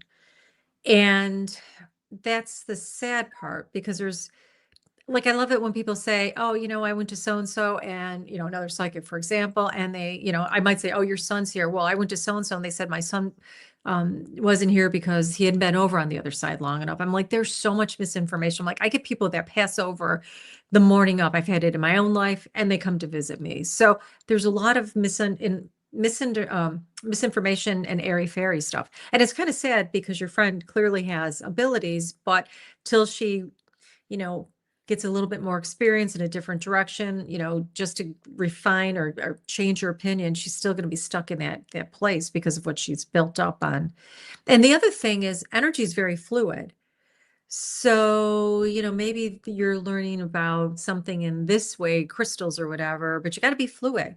Energy changes. Your thoughts are going to change, the way you approach things. You're going to learn something new. And sometimes people just can't get out of their own way, just takes time. So it's tough when you have people like that, when you're like, just give it a shot. Because sometimes we all get in our little stuck spots, but, you know, like Nike, Right? All right, let's go to another audience question here. Let's go over to Super Crazy. Is there a connection between psychic vision and remote viewing? Well, remote viewing is still along the same principle. It's still part of the psychic. Psychic visions, remote viewing can be part of psychic visions. Like if you're a psychic, you can do remote viewing. Some remote viewers don't do psychic visions. Remote's a little bit more narrowly defined as opposed to psychic visions, more fluid. And the methodology with remote viewing is a very, it's kind of it's more of a left brain type of psychic way of doing things, if there is such a thing to put it in those terms, where psychic visions, they're very fluid, very colorful. Like in my world, I get visions, I get, movie screens, TVs, pictures. Remote viewing, you're putting that energy in it, you're lining it into a different direction with a whole different, place where you want to hit it. So it's overlapping if you're a psychic, visioner, for lack of a better word. I love it. I love it. We got about 9 minutes to go here on Spaced Out Radio tonight. And our guest, Karyn Reece, she's been doing awesome all night. Poor girl's getting tired, but that's okay. We're going to keep her here because I'm mean now. Mean. I'll send the spirits your way there, Dave. They're coming tonight. Let's go to Joe here. Have you ever seen Mother Mary or connected with her spiritually? Okay, so Joe, I just have got to tell you, first of all, I've been hearing the name Walker all day, so definitely you're my connection. But I am a big, I talk to Mother Mary all the time. So I'm a big firm believer in her. I've seen her. I've seen Jesus. Again, I'm not religious. I actually did a portrait of Jesus, but I do talk to Jesus a lot. I've walked on water with Jesus in my experiences, but I talk quite a bit to Mother Mary. I figure she's a woman. She can delegate. That's what we girls do. Big, big, big fan of Mother Mary. Love that question. How much does the religion, maybe not the religion, but the deities of religion tie into what spirituality is? The way that religion has taught us to look at all these people, Moses or Jesus or Buddha or whatever, is not necessarily who they are. They were people like, I look at Jesus. Jesus is an amazing man. Jesus had a special gift. Jesus was an incredible psychic, medium, healer, the whole spectrum. And the way I relate to him, I relate to him more in that line as opposed to, oh my God, he's God's son or whatever. He was a man. He was angry at times. He was happy at times. He was a man, but he had gifts like we all have. And he was able to tap into them at a much, more advanced level. And I do feel he was very advanced. But I also keep in mind he was still a man. And that's the way I look at him, a very special man. So as with the other, people Have ahead you of ever us. felt the hand of God? I have. You know what? I've had miracles in my life. I've seen miracles in other people's lives. I believe in the power of prayer. I try to wear my Hamsa hand a lot. Speaking of hands, I just got a new bracelet in with a Hamsa hand. So I do very much believe God answers. And I got to be honest with you, sometimes, I get very annoyed with God. Why do you let bad things happen to, animals? You could just press the red button, when people were so mean these days, press the red button on, planet Earth. But then I usually get, well, it's all about testing you. You're here to test yourself, right? We're here to play the game of life. What choices are we making?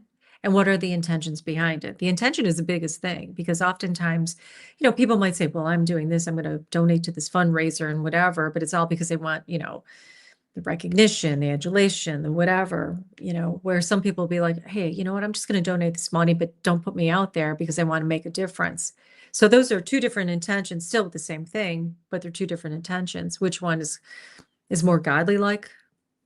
And that's, where the distinction comes. And God tests all of us. You'll be given a choice. You could do this or you can do that. So Oh, we're in the schoolhouse. Yeah. I get that. Yeah, Trust me. the Yeah, you, me both. lessons just keep coming, and I'm just like, how much more can I take? You ever feel that? Groundhog Day. Do you ever feel that spirit pushes you too far? Like I'm a firm Yep. believer the phenomena only gives you what you can handle. But at times, do you feel that spirit just pushes it too far? Absolutely. There are times that you really feel like you've got to be kidding me. Like we've all got to that point for whatever reason. So without a doubt, and then you have to regroup and say, all right, I can do this. Give us an example of when you've been pushed too hard by spirit. No, I could tell you, well, I'll tell you, it was with COVID, right? So, for years, I always knew when my husband was going to pass. I knew before I met him. I always said he's going to pass a year before Christmas. So he passes a year before, or a week before Christmas. And then a year later, I'd seen COVID that following year. I'm like, oh my God, there's this flu-like thing coming in November. It's like CO-19. I looked into like 6 months into March. I go, the market's going to drop mid-March. Good time to buy stock, but everybody's out of work. People are getting sick and dying. That all happened during that time frame. 2 years prior, I said to a really good friend of mine, I said, Bobby, I see you passing in October, which 2 years later, he died because of COVID in October. So it was like all these hits that I had gotten really sick with COVID. I had gotten the first wave of it. And I was like deathly ill. So there was just all this. And I'm like, oh my God, physically, I was just exhausted. But then God said, no, you're going to be fine because you still have more work to go. Because I used to say, God, why are you doing this to me? I'm trying to work and I've got all these dynamics going on, these moving parts. And, you're trying to, work through it. I'm like, all right, here I am. And he was right, because here I am. And I never stopped working, even though I was, I had a lot of, and I mean a lot of dynamics at that point, like a lot of people did. So Scary when that happens. yeah, I'll tell you, your physical, as long as you have your physical, you can do a lot. When you don't, that's your challenge. That is very true.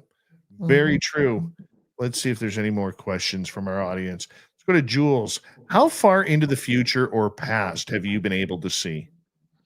Very far and very past. So I've been able to go I've actually been able to go so far into the past where i- Earth wasn't inhabited by humans. So Lemuria and other forms of life, because we were very ethereal before we became, physical creations. And then into the future, I've been able to see very far.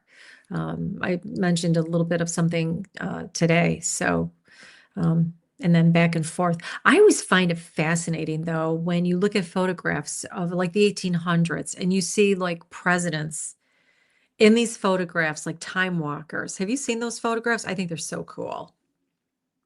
No. What are Oh, the yeah. timelines? People that I know there's one of Obama back in, there's a photograph that's out there. I want to say in the 1800s where you see him Oh, standing yes, with yes, water. I know what Yeah. you're talking about now. Yeah. And it's even interesting too, when there's a picture, I was watching History Channel. I love history, by the way. And I'll never forget, there's Abraham Lincoln had died. There's a picture where they're taking his coffin all around. I think 17 days they did this thing. And up in the corner, I think it was either Grover Cleveland, no, it was Roosevelt, is a little boy looking over Abraham Lincoln. And he was just like a random person, but they happened to capture that. So here's this future president looking at, the current president, well, the deceased current president. And, years later, he becomes president. Like, what are the odds? I mean, I love finding, those types of, cool things like that. Because what are the odds? What is the likelihood that you'd have two presidents in the picture, one that's not even a president who's a little boy? Yeah, that's pretty amazing. Yeah, That's for cool sure. stuff. One final question. Sandra is asking, do you get to see any major earth shakeups coming? Oh, yeah, I just Maybe told those somebody the other day. earthquakes? Yeah, we've got a lot of activity coming up. I just spoke to somebody the other day about earthquakes. I know last year was really funny. Year and a half ago, May, I remember I said to a friend, I was driving, going out to get a bite to eat. And I said, oh, we're going to have an earthquake like tomorrow. The next day we had an earthquake. So we've got more of that coming. It's just part of, planet Earth going through its changes and so on and so forth. So, We got 1 minute left. yes. I want to say a giant thank you to you for being a trooper, staying for the entire show, enjoying yourself, helping our audience out with great answers to their questions. And that always means a lot for all of us here. I'd love it if you took the time to tell our listeners where they can get a hold of you. Oh my God. Well, first, thank you so much. It's been such a wonderful experience. You can go to my website, KarynReece.com, KarynReece.com. Clearly, my parents were not hooked on phonics, and you can get a hold of me that way. I'll be putting more video out online. I'm updating my website, by the way, so hopefully that'll be done in the near future with some of my material that I've worked on. And I'm working on another national show, so I'll keep you all posted. No, I think that is absolutely great. And I want to say a big thank you again for coming on. And you have a place here on our show anytime you want to come on. We Oh kind my of God. Thank you. It's been a pleasure. And by the way, before you even got a hold of me, I kept hearing the name David like a week before. So when your staff reached out, I was laughing. I go, there's my David. So it was meant to be. Thank you. I've had a great absolutely, time, so thank you so absolutely. much. You stick around for a minute because we have to go and say goodnight to everybody else. Karyn Reece, everybody, as we say hello to Mr. Ron Bumblefoot Thal, rocking in the background with Little Brother is Watching. Bumblefoot is the official music of Spaced Out Radio, rocking us in and out of every single show. Get your horns up for the guitar god himself. Special thanks to everybody listening in at work, at home, in your cars, wherever you may be. Thank you to everyone in our chat rooms tonight. YouTube, Twitch, LGAP, Facebook, Spreaker, LinkedIn, the Space Travelers Club, and on X at hashtag Spaced Out Radio.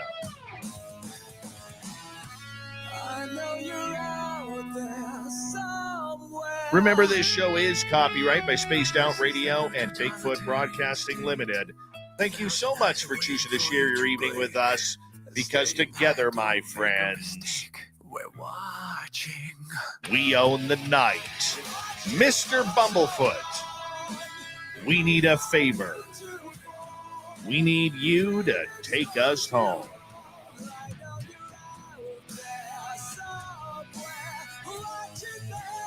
Yes, the Woo Train has docked for the night, but soon, my friends, we shall ride again. Your seats are always available. Your tickets never expire. And if you want to bring a friend, we've got room for them too. Good night, everybody.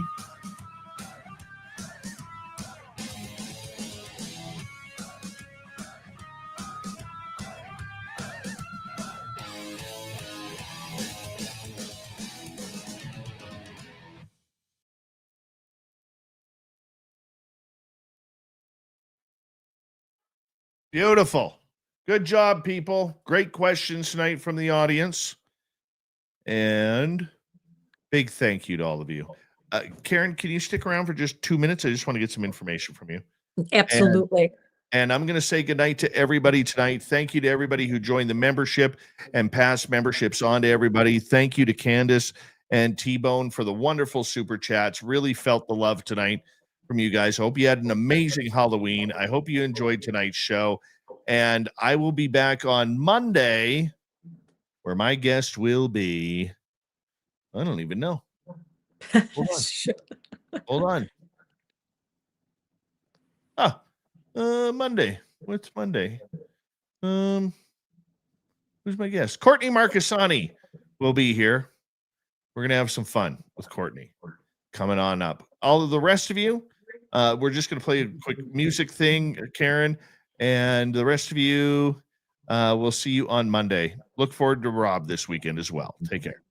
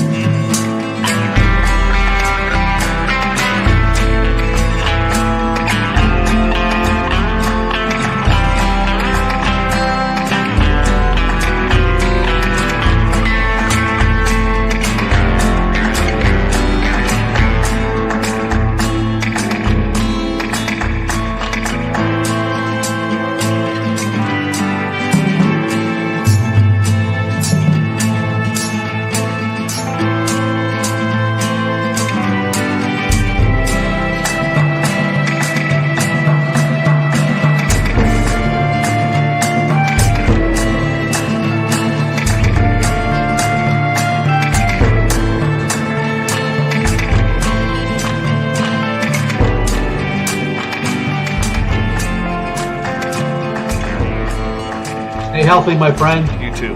You need bail money, give me a call. Always, Dad. Take care. You too.